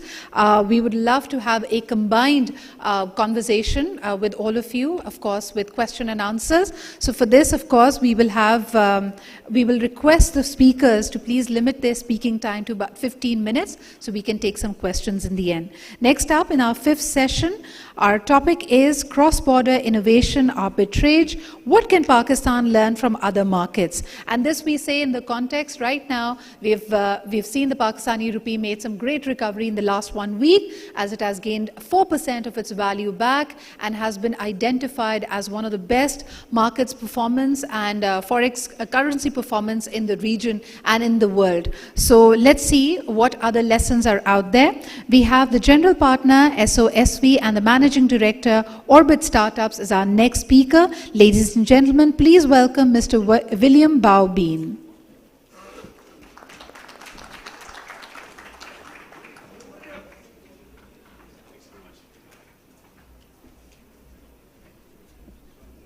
Hi, thanks a lot. So we're going to talk a little bit today about what we can learn from other markets and bring to Pakistan. So we call that innovation arbitrage.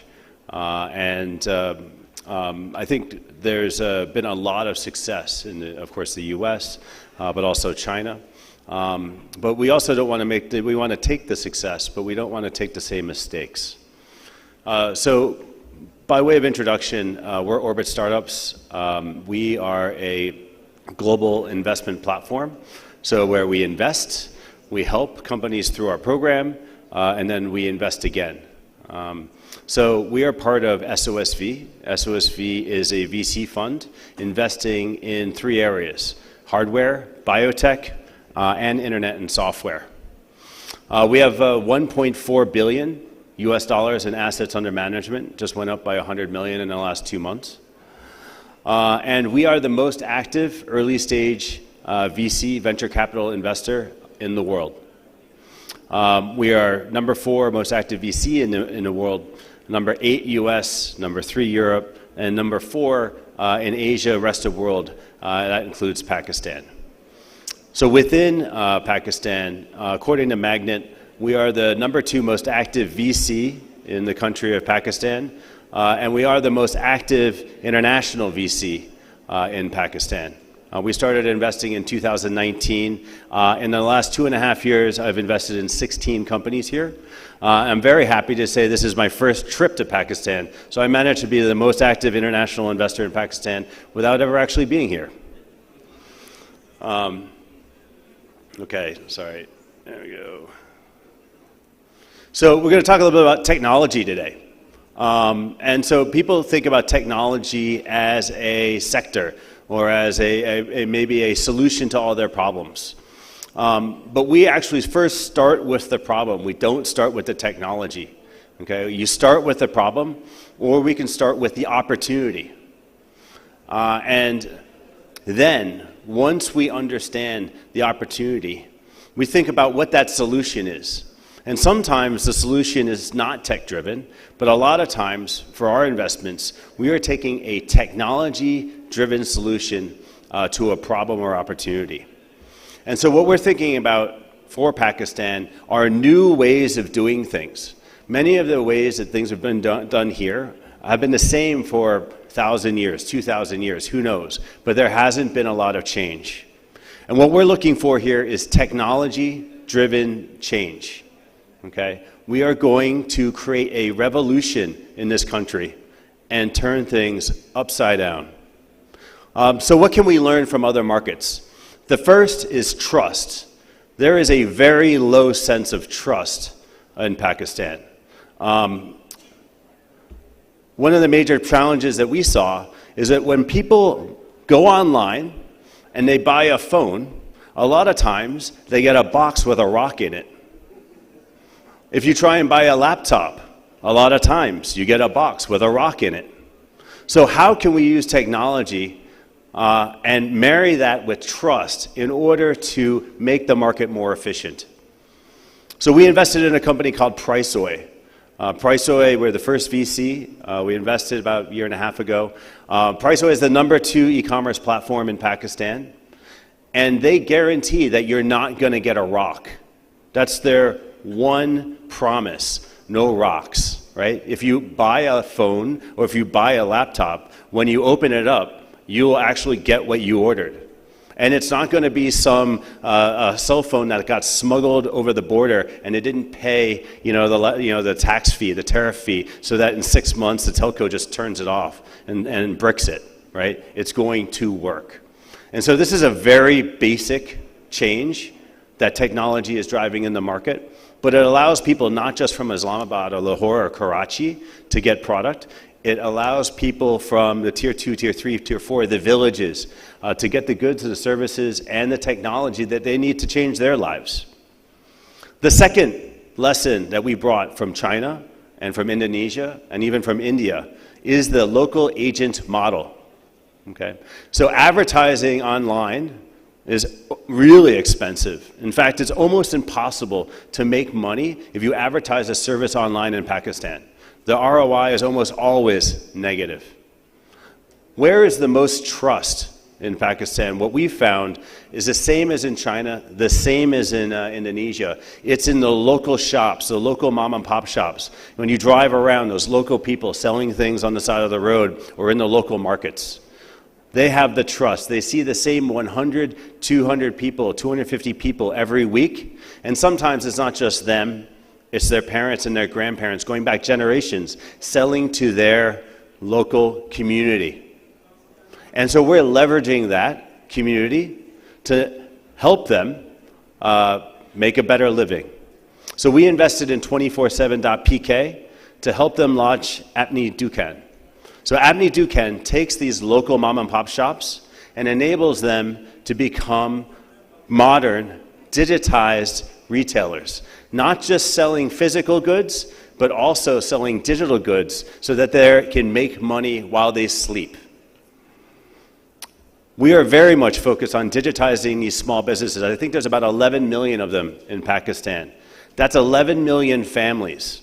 Assuming 3 or 4 people per family, it's like 40, 50, 60 million people and their livelihood. So we're digitizing them, giving them the tools through their smartphone to have a better business.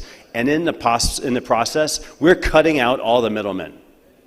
We are actually removing every single middleman from this market. Dastagir was one of our first investments in the market. So Dastagir basically takes out the entire supply chain for these small vendors, delivers product to them so they don't have to go buy in the local market, and then gives them financing so that they don't get stockouts and are not away from their store. So this company has gone from 0 to almost 200,000 small merchants in about a year, unfunded. And last month they closed $39 million US dollar Series A, the largest Series A financing in the history of the country of Pakistan. Ledger, or Akata, it's an accounting system. Now, In India, you had Kata Book, raised a lot of money. Everybody thought they were going to be the darling, but Kata Book failed in India. Because in India, it's very different than Pakistan. In India, people pay cash, and they walk away from those mom and pop shops, or the small businesses, or the small traders. But what we found out in Pakistan is that most of the transactions, the vast majority of transactions in Pakistan are driven on credit. Both credit to the seller and the seller giving out credit to the local consumers. So some of our vendors, 95% of their sales, 95% of their supply is on credit. So we invested in Digikata, the number one kata, the number one ledger in Pakistan. In just 3 months last year, they went from 300,000 active merchants on their platform to 1 million.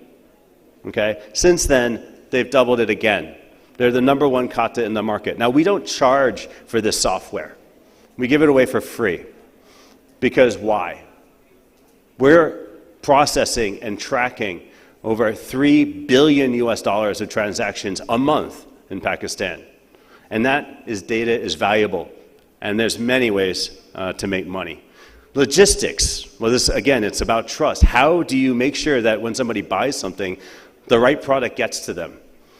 It needs to get there, and it needs to not be a rock, right? So we invested in 3 logistics companies. Intercity for large containers, lorries.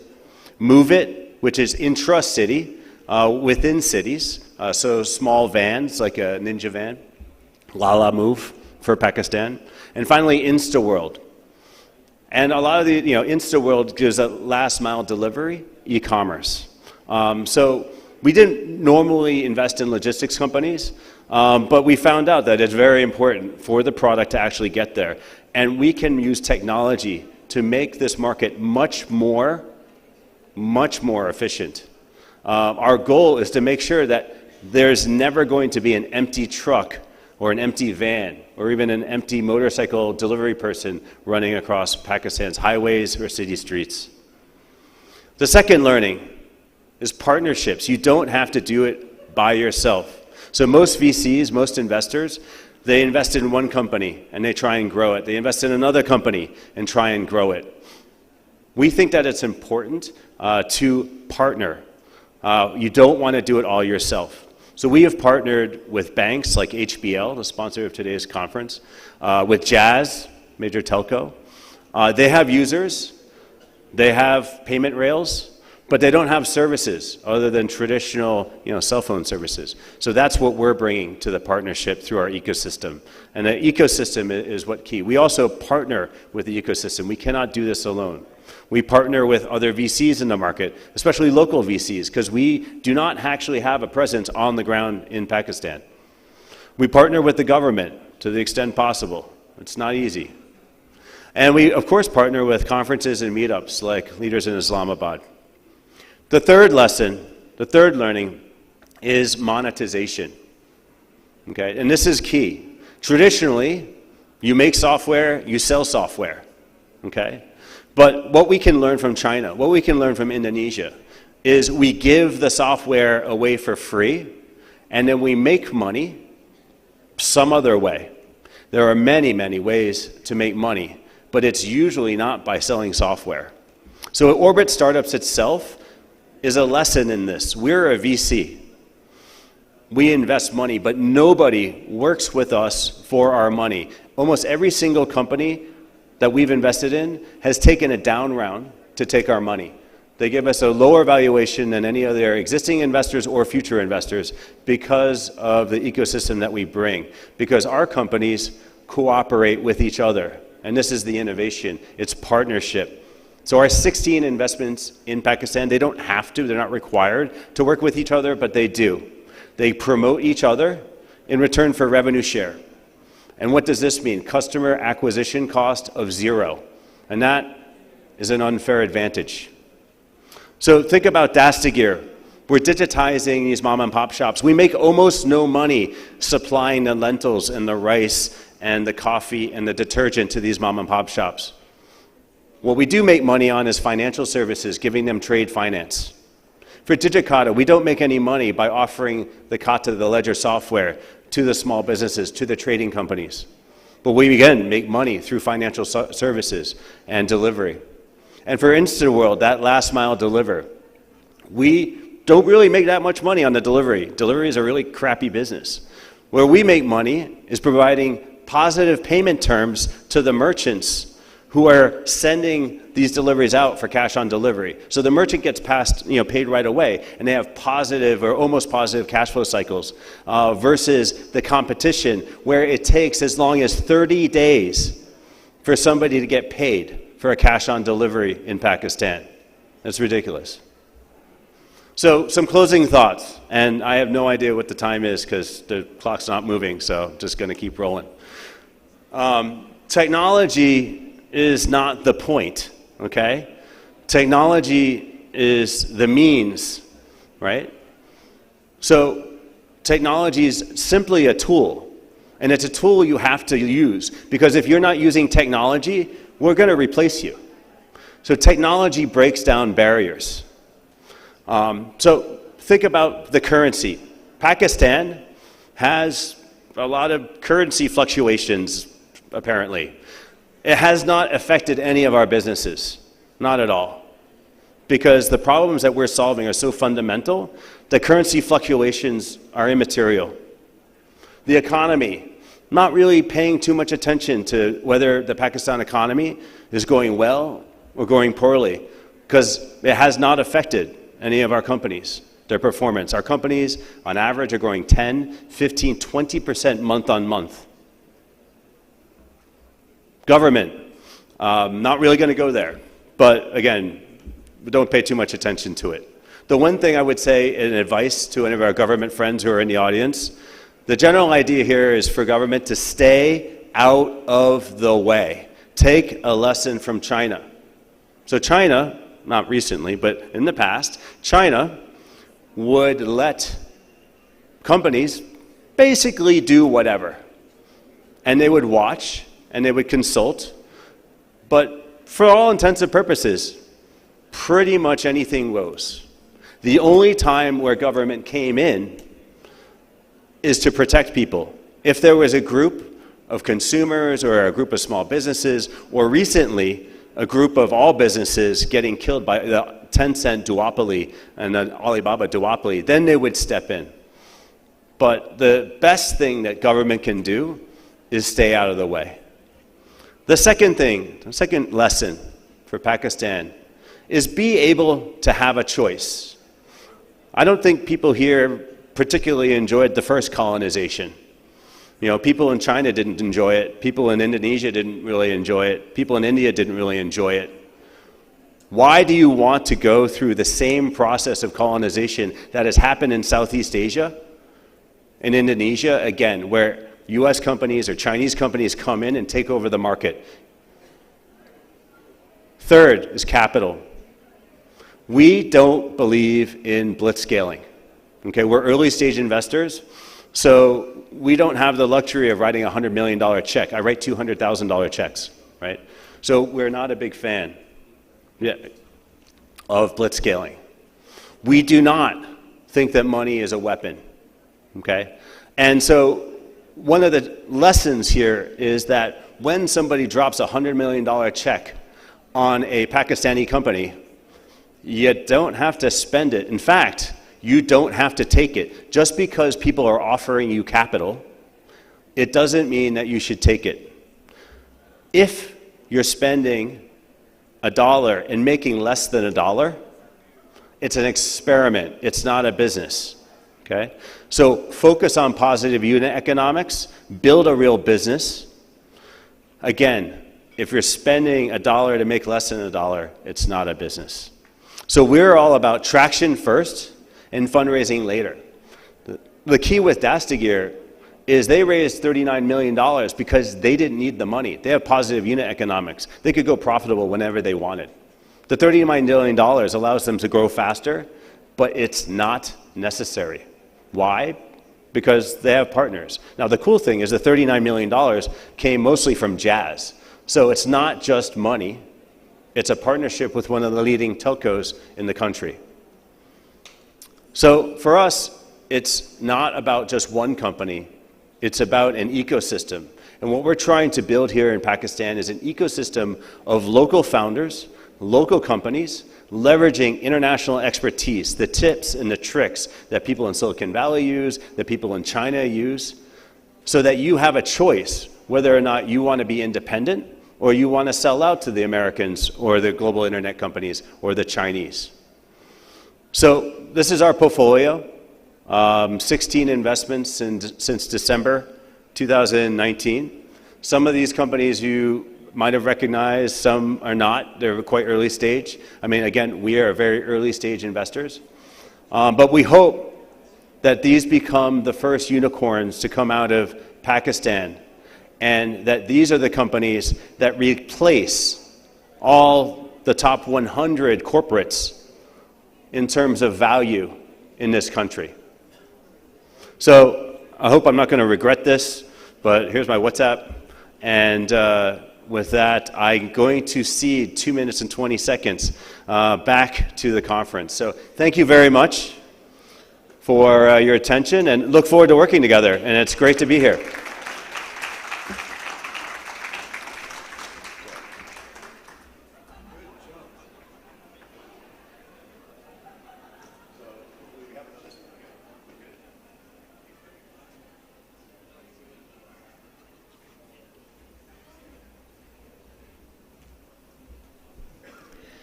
Thank you, William. Some valuable lessons for Pakistan, and indeed, stories from around the world, they help us actually find our own place in the entire map. Sometimes it's so important to zoom out and look at the global canvas and be aware of the trends and the way things are moving around the world, and not just be pigeonholed into our own problems.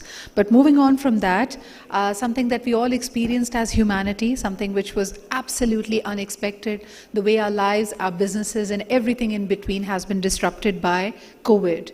Now, as the world slowly makes its way out of the COVID era, what are some of the key learnings and lessons? Ladies and gentlemen, this indeed has been a pressing challenge for the leaders, and that's exactly what our next speaker will be focused on. The title of his presentation is Leadership in a Post-COVID Era, how people have been responding, and what are the key takeaways from these two very trying years. Ladies and gentlemen, he is the Managing Director of Strategy Focus Group USA and UAE. Please welcome Ron Thomas.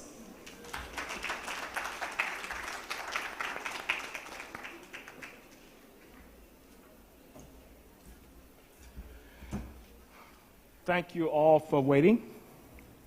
I think I'm the last speaker, maybe. Second to last. Okay, cool. Thanks for that correction. I was been listening to the speakers all day, and it kind of sinks into what I'm going to talk about, because I've heard disruption, I've heard Gen Z, Gen Y, customer experience, purpose-driven, upskilling and reskilling, HR capabilities. What about leadership development? Leadership development for those Gen X's, Gen Y's, Gen Z's, all of the alphabets? Change somewhat, or it should change if your customer profile is different from the customer perspective. It may cause some adjustment, or it should cause some adjustment. So the slide went ahead. So, is your organization fit for the future? That's going to be what I'm going to be talking about for the next 19 plus minutes. So I'm sure we all have a workout routine, whether it's the gym or walking or whatever it is. And we do that for fitness. We watch what we eat. Well, sometimes we do. But we try and do all these things to live a healthier life. But as a leader, are we still anchored in the old mindset? Or did the leadership capabilities change? COVID, disruption, being locked down for a year. You're talking about the different generations inside of a workforce. What does a leader do to upskill and reskill? What is the leadership routine, and what does that look like? Because that's going to be important in managing this so-called new workforce. The DNA of a workforce has changed drastically. Younger people are coming in. Are we still using the old mindset of the old style leader, directive, my way, highway? I had a client call in Dubai pre-COVID, and the leader spent 10 to 15 minutes telling me how great of a leader he was. Went on and on. But out of the corner of my eye, I'm watching the HR person, who's the chief human resource officer, and she would not make contact with me. So I knew right away something's going on. So as the meeting was over, he knew everything, he walked out. She walked me to my car, and I asked her, what was all that about? She said, he goes on and on and on about what a great leader he is, but he comes in every morning, does not even do the basics of good morning, how is everyone? And he has to walk through a thicket, the same as the table here, to get to his office. He goes in that office, takes his jacket off, does not come out only for bathroom breaks and meetings. But he swears he's a good leader. So I tell that story for us to think about what impact are we having on our organizations. Korn Ferry says that the climate that a team produces is all dictated by the leader of that team. 70%. So if you think in terms of teams throughout the organization, do we have the right leaders in place? I had a situation with a call from China early today, and they were struggling with turnover in a certain sector. And as we dug a little deeper, and I went through my questioning process, one of the questions I asked her, I said, tell me about the leader. Because you said it's coming from a certain division, a certain leader. What is the exit interviews telling you? What kind of vibes are you picking up? Came back to the leader. Leader was out of control. But the leader thought they were in control. So as we think through this fitness routine, I want you to think about your team. I want you to think about your team and how well you are developing your people. And what are you doing to upscale? What does your reading material look like? Because the great equalizer was COVID. In a lot of cases, I said COVID was a gift. Because organizations were normal routine, no changes, there was the calmness. We didn't have to worry. Strategy was working. And all of a sudden, it's like a puzzle that you almost have all the pieces, and somebody comes by and says, and we have to start over again. And we were locked down. Business strategy shifted. Business model changed. All of that as a result of the COVID experience. So what scientists are saying, this is just the first generation of these type disruptions as it relates to diseases. So what kind of leader are we going to need going forward? And that's something that we all have to think about.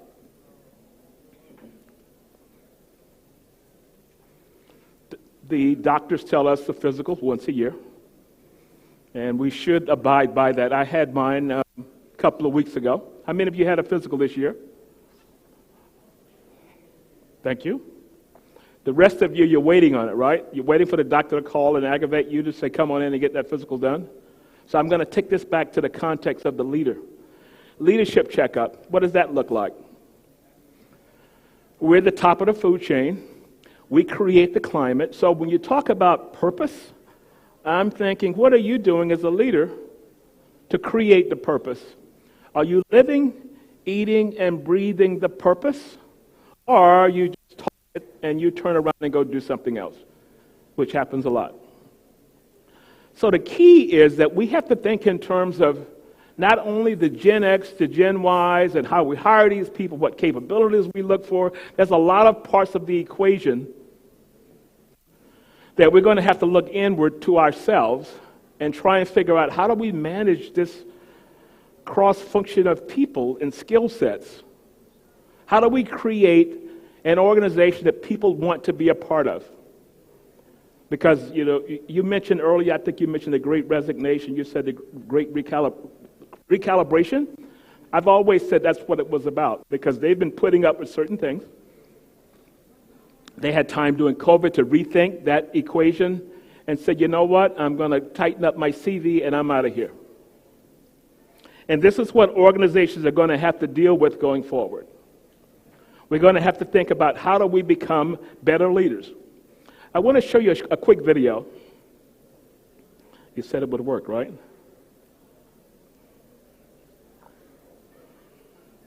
It's not working. It's okay, because we're short on time.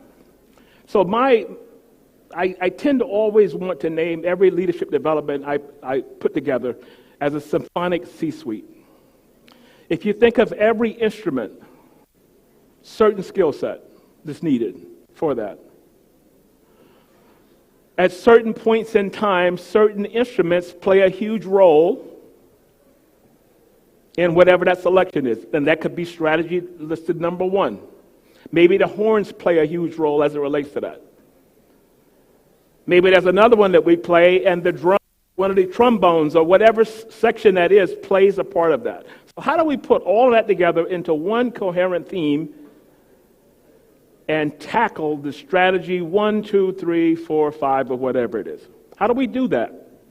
We do that with leadership, and we do that with having the leaders in place that understands this disruption and how we're going to manage this disruption going forward. The video that did not show showed an F1 team changing a tire or getting serviced. 11 seconds. If you ever watch that, watch it in terms of having a team that was developed. Every person at that pit stop had a job to do. They understood they were on the clock. 11 seconds. And that car was able to come in there. All of the tires were changed. And they made whatever adjustments, and they were able to pull out. What is your strategy, 1, 2, 3, for leaders? Do you have the efficiency of an F1 team? Are you creating a climate for that F1 team? Are you good at talking the talk? Which is what happens a lot, which is what happened to my friends, CEO. Pretty stylish, right? Pretty stylish. Nice outfits. The men in the hats. Leadership style. Is it still anchored in this era? Industrial age mindset. Are we still managing from that industrial age mindset? Or do we need to kind of spiff it up a little bit and change it around and put on a different outfit? Because we may, just may, be managing from a different time zone. And this is why the checkup is important. I know we have to understand all the topics that I talked about, and I basically sat there and made a list. And then I'm thinking, how am I as a leader going to be able to manage or lead this group of people? Because if all those shifts have taken place, market is changing, strategy is shifting, business model is changing, how do we have crisis leaders, which I'll talk to in just a minute? So from time to time, we've got to kind of sit back and try and figure out how are we going to propel our team to success. So I have a hammer here. I love this quote. If the only tool you have as a leader is a hammer, everything else is a nail. So what does that so-called toolbox, leadership toolbox, look like? That if I go to this instrument, I'm going to maybe use a coaching model. If I go to this instrument, I may be using a more directive model, an affiliative model, and it goes on, depending upon how many tools and the context of the situation that we're dealing with. Toolkit. But if we're using that hammer for every situation, recalibration, Maybe no one feels strong enough to tell you that you're out of control. I always remember a story of my daughter when she was in 8th grade. I was in my office working, and she was walking downstairs, and I always had this ability to listen to the way she was walking to get a sense of what she was dealing with a lot, and she wanted to talk about something. And she came down, she sat down, I'm working, I look, and she begins to tell me what she's dealing with. And being a multitasker, I'd step back and I was doing my work. Then I stopped listening, I'm doing my work. And then she paused. And then I turned around in directive mode. I said, okay, here's what you got to do. You got to do one, you got to do two. She said, stop it. She said, stop it. She said, you get into a mindset sometime that you always want to solve things, but you never listen. So one of the speakers talked about a listening strategy. What does a listening strategy look like? What does a communication strategy look like? Post-COVID, we're going to need both of those. And what she was telling me, just listen sometimes and stop it. Here was an 8th grade person, and I'm considering myself as a global leader and all those kind of phrases, and I was totally clueless. Totally clueless. But I learned from that. I learned from that whatever we're perceiving may not be the context of people perceiving from us. And this is why understanding our styling and all those kinds of things. So here's what Con Ferry says, 6 styles. Directive, I'm giving the directions. Coaching, long-term professional development of employees. Every piece of research around leadership development says the coaching model is more impactful than some of the others. Not going to go through all of these, but what style or what tools do you have in your toolkit? Please don't let it be that hammer. Now, leadership blind spot. Mine was a blind spot. I figured I knew what I was doing, and I figured I could answer questions and all these kinds of things and do it. But what I did with that, I went back to my team at work. I pulled everybody in the conference room. I told them that story. I said, am I really like that? And they kind of looked around and they wanted to affirm that. And eventually someone said, yeah, well, sometimes. So what do you mean by sometimes? You do that a lot. So part of my growth was to consistently ask people, how am I doing? So this says here, the top 10 blind spots. This is for the other group in the other rooms. This is not for us because I know all of you got it going on. Okay? So these shortcomings here are for the people in the other rooms and having the other conferences. This is not for us because we got it all going on. Okay? So you can let them know that we were talking about them. They want to go it alone. They're afraid to ask the questions. They're not taking a stand or commitment to a position. It goes on and on. If you were to Google's top 10 blind spots, this is what you're going to get. A variation of this. But we all suffer from this.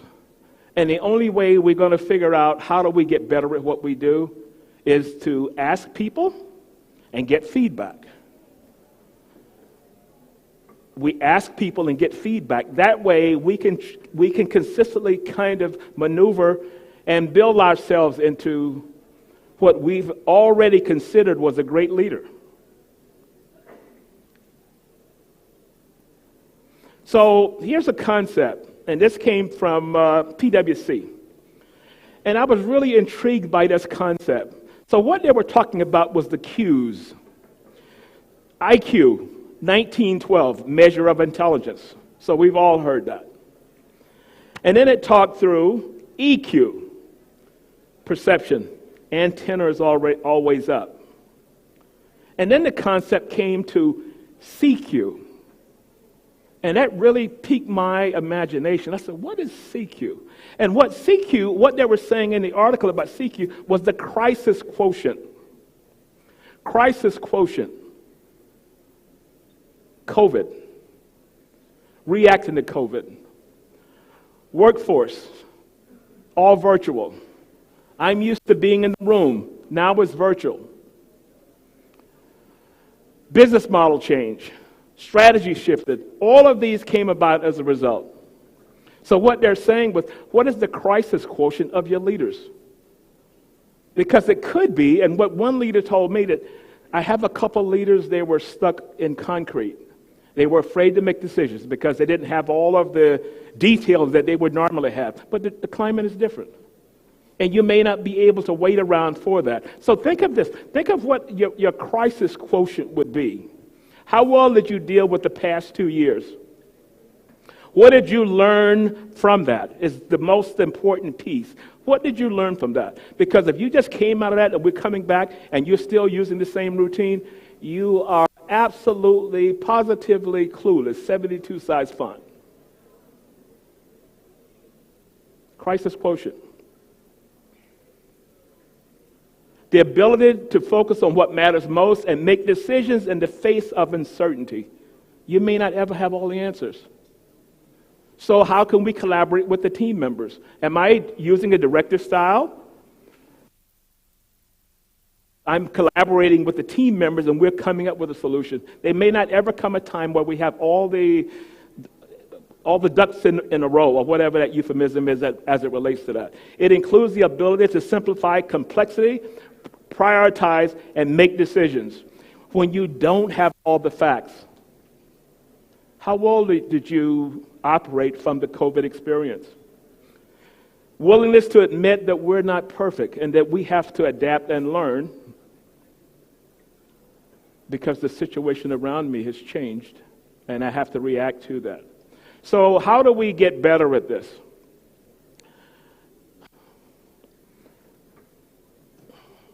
How do we get started? So if you look at these, this is a discussion, a collaborative discussion with your team. So we do great on strategy. We do great inside of these meetings. Let's take a meeting with our team and talk about what is the biggest challenge we had over the past 2 years. How did we handle them? Who struggled? All of these kinds of things. Because we have to build a new model, and we're coming back to normal. So why not get our leadership capabilities back in order, or do we still wear the same styles of the slide that was up a few minutes ago? Some leaders thrive in organizations more than others. I mentioned Volvo here because Volvo has a very famous case study as to how they got back on track. They were at a point of almost going out of business. Owned by Ford Motor Company, but Ford owned Volvo, Jaguar, and Range Rover. Jaguar and Range Rover people bought. Nobody wanted Volvo.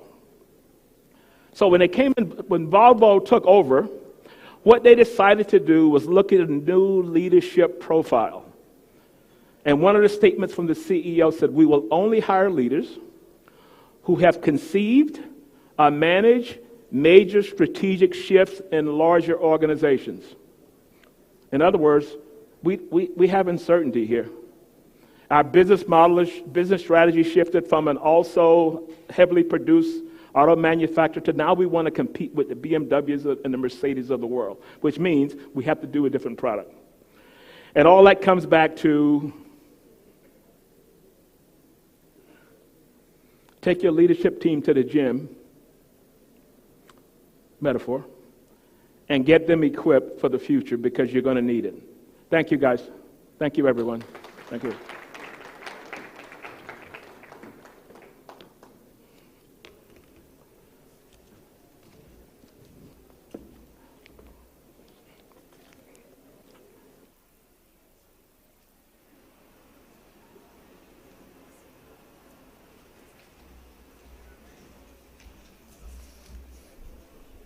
Thank you for that, Ron, but I hope the variants weren't paying attention, because if one thing has been shown, and if you're looking for inspiration to reinvent yourself and come back with a bang, look at COVID. It keeps doing that every few months. But having said that, this is definitely a challenge for all the leadership, how you are going to respond and look at life differently, and perhaps still continue to look at possibilities and not be actually shaken off by such a disaster that things can be. Ladies and gentlemen, we are down to our last presentation of the day. This is going to be the end of day one. And of course, thank you to all of those who are virtually connected to us. We're streaming live on Facebook pages of ACCA as well as the Nutshell Group. And also you can find all presentations, all speakers. If you've missed out on anything, you can go back and look at it at the YouTube channel by the Nutshell Group as well. Also, we've been trending throughout. There has been a lot of coverage, wide coverage on televisions as well. Our hashtag is hashtag Leaders in ISB. ISB is for Islamabad. And now coming down to our last presentation. This is titled as, very intriguingly, Transforming Pakistan the Silicon Valley Style. There are many success stories. We're all looking for the unicorn. We know for a fact that exports being, the IT exports being a vibrant sector of our exports of the country, just the tip of the iceberg, and at the same time the startups have been very successful in securing seed money and some funding. But where do we go from here is the big question. So next up, our last speaker of the day, the CEO and the founder, Zain Jivanji Insurance Agency USA, and a member, Board of Advisor for RAND Corporations. Please welcome Mr. Zain Jivanji. My apologies for the blip. It's the end of the day. I hope you will excuse me for being human. No, I can't, because every morning I've got to practice my name before I can say it. So, look, I'm the last thing before you go home and go for dinner, so I'll make it short and sweet. Somebody about 2 years ago, I was in Lahore, and somebody at a conference that I was speaking asked me a question at the end of my talk, and they said, Zain, how can we make Lahore Silicon Valley? And I looked down and I thought a while, and then I got up and I said, listen, do you know who Tim Cook is? And on the room of about 60 people there, about 3 or 4 raised their hands. The rest were not aware who Tim Cook was. Now, can I go in this room and see a raise of hands of how many people know who Tim Cook is? Please be, seriously, is that it? So if you want to be Silicon Valley, let's get our general knowledge up there. Right? And he's not the owner, as somebody there said, of Apple Computers. He's CEO of Apple Computers. So I told them, I said, one Sunday in the morning, he was going to Apple Computers. The security stopped him, checked his security, let him in. And then I asked the question, I said, can anybody tell me why on a Sunday was Tim Cook, whose cash value of Apple Computers was probably equivalent to Pakistan's budget, is coming on a Sunday, the CEO of the company.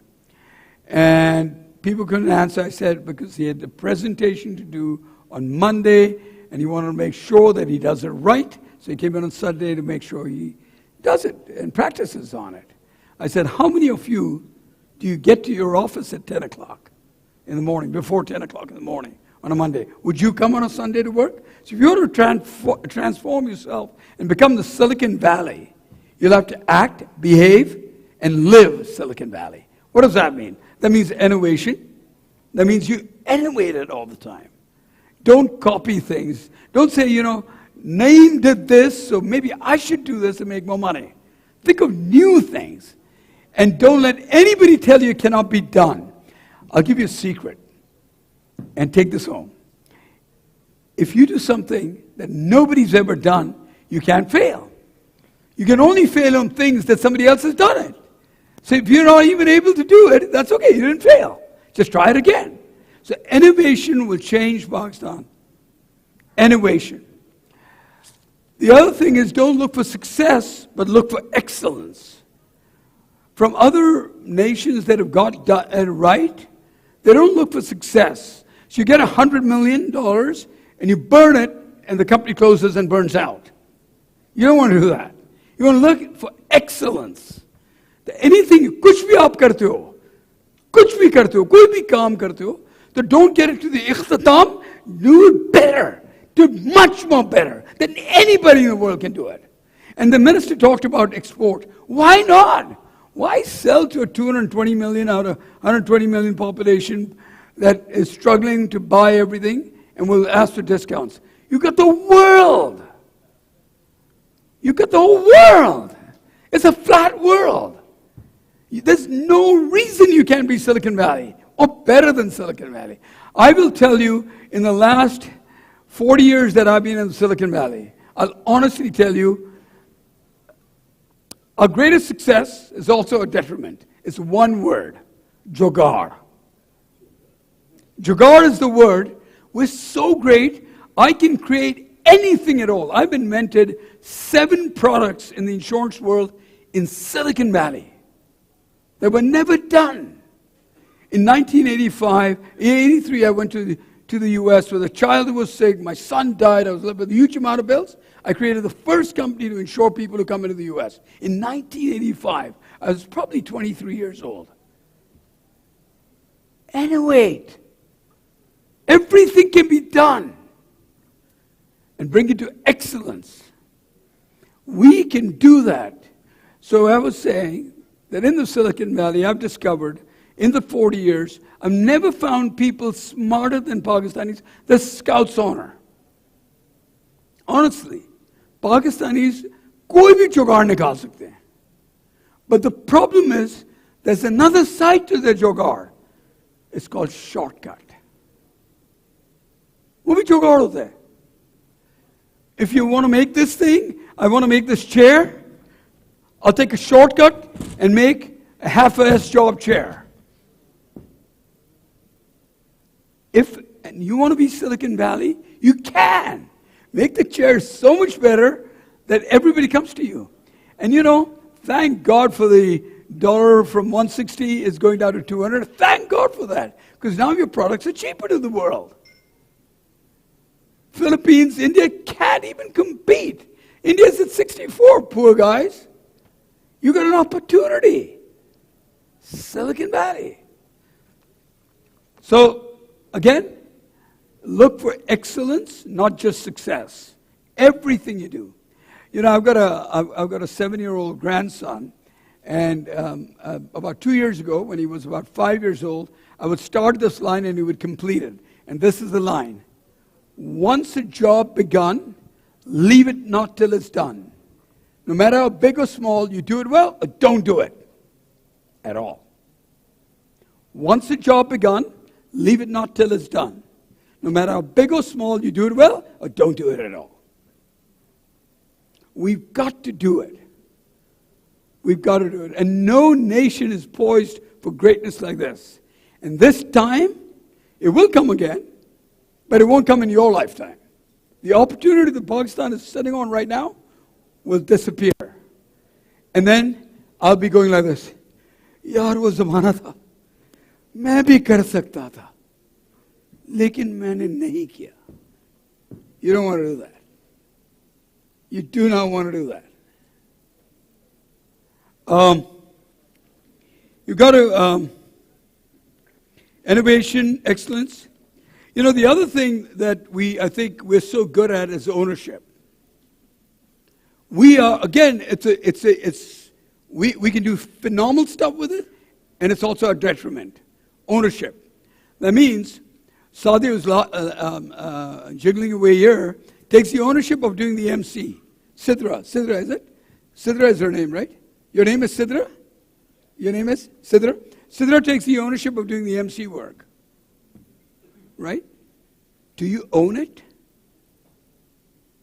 Or do you own it? Most of us own it. We own when you own the problem, you take it on to you.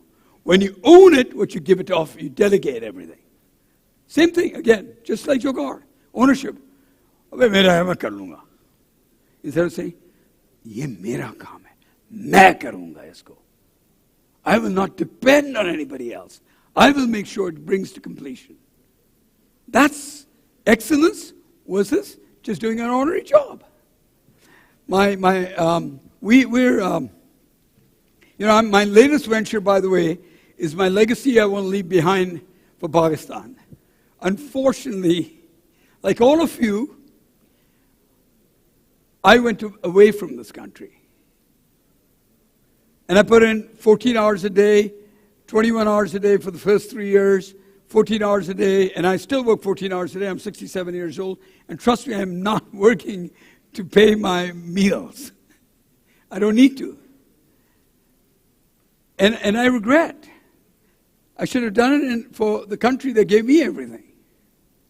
So the legacy I want to leave behind is, my newest venture is to engage 100 100,000 Pakistani workers to work for me solving my problems in the US. Remote workers. COVID gave me the opportunity. We started a company, and we're going to train and hire 100,000 Pakistani workers. Now that's a small dent in a 220 million population. But we can bring in probably $1 billion of exports or imports into Pakistan, revenue. Every one of you, everyone sitting here, if you think of innovation, every day when you walk the streets of Lahore, Islamabad, Karachi, Multan, Gujarat, anywhere, everywhere, everything you do, every time you just walk, there are problems, there are hurdles, there are obstacles. Find a solution and create a company around it. I'll fund it. I'll get you money to fund it. I'm an angel investor. I'll fund it. There's so many opportunities in this country. I was in Karachi 2 days ago, and the little bit of rain we had, a lot of rain, everything is disrupted. Sab toot gaya. Pura shehar toota puta pada hua hai. So much opportunity in this country. We can and we will become the Silicon Valley. And it's up to you. How many in this room are under the age of 40? Raise your hands. You all, you have a responsibility. The ownership is in you. Because I believe that the Jagar people were me, my generation. Not you. The under 40, you're the most exciting people for this country. And the under 20, even better. Because you won't take any of this shit anymore. You won't take this Jagar stuff, and you'll do it better. And I know you will. I am looking for 100,000 people, and I'll get them. But if any of you have an idea, God, there's so much money. The people coming on the stage telling you, I'm a VC, I'm this, I'm from China, I want to put money. Gentlemen, you're sitting here, right, wants to give you money. Everybody wants to give money. Why? They don't want to give you charitable checks. They want to double, quadruple their money. And this is the best opportunity right now. Pakistan. If you look at all the things you do in your life, and you look back, there are a few things that people do work for. And one of the lines I want you to make a little note of it and write it down and put it in your head. Chase the finish line, not the cup. Chase the finish line and not the cup. What does that mean? That means you don't do it to get the reward at the end. So when you get the funding, it's like an IMF loan. It doesn't mean you just got money in the bank. It means you've got a burden in your bank and you've got to pay it back now. That means you've got to perform. The goal should be that you pay it off before it's even due. So you can be free. Because when you're free, you can fly. When you're tied up, you can't. And the more you tangle yourself, the more crippled you get. You're just disabled. You can't do anything. So you want to be free. Self-fund it. Bootstrap it. Sell your house and build a company. Right? So when I'm saying chase the finish line and not the cup, so let's say we decide that this microphone is not, and by the way, it's not comfortable, right? This is going around my ears. This is going tangled here. So I should come up with something which is better, possibly not even sits in my ear, somebody that floats like a drone with me wherever I go. There you go. That's an idea. A drone that goes right round wherever I walk. As soon as I stop, the microphone follows me. It's not sitting in my ears. It's not bothering me. I want to open up the company. The passion should be, I'm going to create it, yeah? Somebody runs, somebody jogs, the microphone follows him. What an idea. Instead of the other way to think about it is, I'm going to make $1 billion. Somebody will buy it. Oh, Clint Perkins will put in $200 million. I'm chasing the cup. Whereas if I say, I'm going to make a freedom where the mic will run, that's I'm chasing the finish line. You want to chase the finish line. Now, I'll tell you why. Because when you chase the finish line, it doesn't matter when you get there. Or you don't get there. But if you chase the cup, and if you come second, you lost. You didn't win. There's no, and what will you do next? Even if you get first. Now you got to do something better. Whereas if you did the finish line, then you go and say, "Ab main ye karunga." Talking about how you treat your people, Silicon Valley. My company, I've got 9 companies that I run that I'm getting out of so that I can focus all on my new company, The Servants, which is the name of the new company is. They'll engage 100,000 people in Pakistan to work remotely. When I decided to do this, and my time is coming over, by the way, so I'll end it. One of the things we did is we went for, in July 1st, we had a 4-day week. Treat your people right. The state mentality has got to be washed out. If innovation comes in, treat your employees right. I'm so grateful to everybody that listened to all my BS. Thank you very much. And go do it. And I'm on 30 seconds short. Thank you, guys. Day's over. I think you could go for dinner.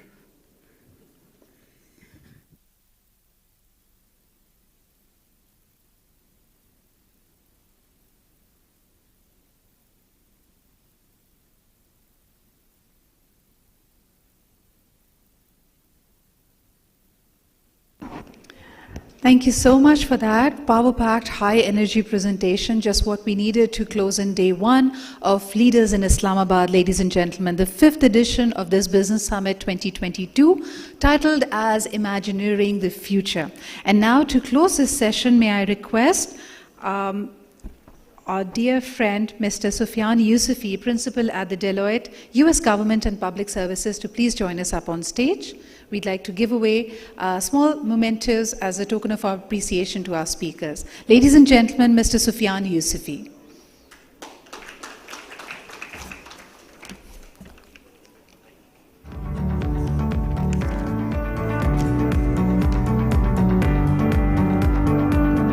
First and foremost, let's welcome the General Partner, SOSV, and Managing Director, Orbit Startups, Mr. William Bao-Bean.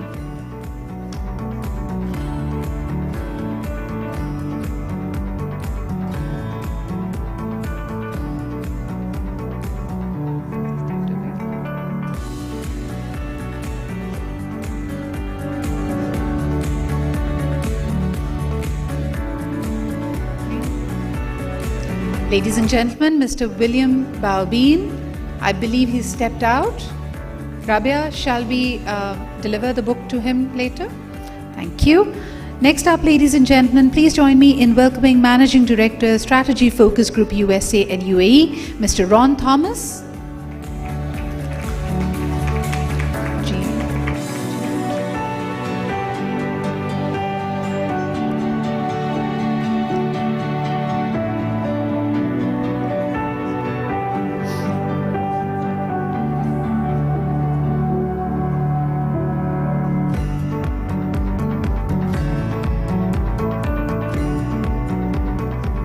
Ladies and gentlemen, we have with us Mr. William Bao-Bean, the General Partner at SOSV and Managing Director, Orbit Startups, and our speaker from the last session.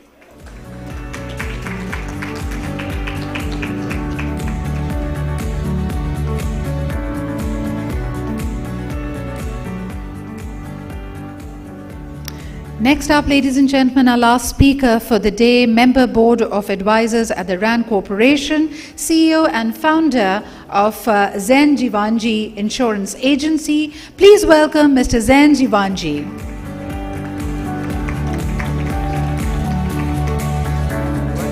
Second time's the charm.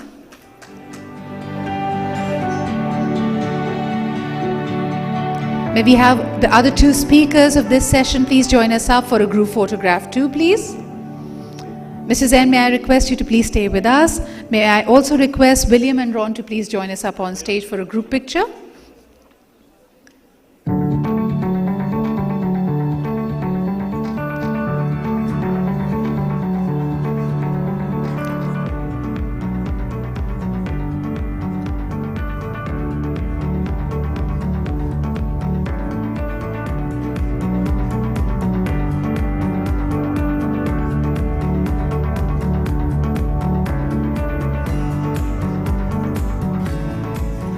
Thank you, ladies and gentlemen, for being a part of the day one, and thank you to all who joined us virtually and stayed connected with us on Facebook, on Twitter, on the two Facebook pages of Nutshell Group as well as ACCA Pakistan. I am very grateful, and we look forward to seeing you tomorrow. We have a fantastic lineup for day two as well. Day one was a spectacular success thanks to your participation and, of course, our worthy speakers and panelists who had insights, stories, case studies, and their personal touch from all around the world. With this, ladies and gentlemen, day one comes to a close. I'd invite you once again for a warm cup of tea and some lively conversation. Thank you very much.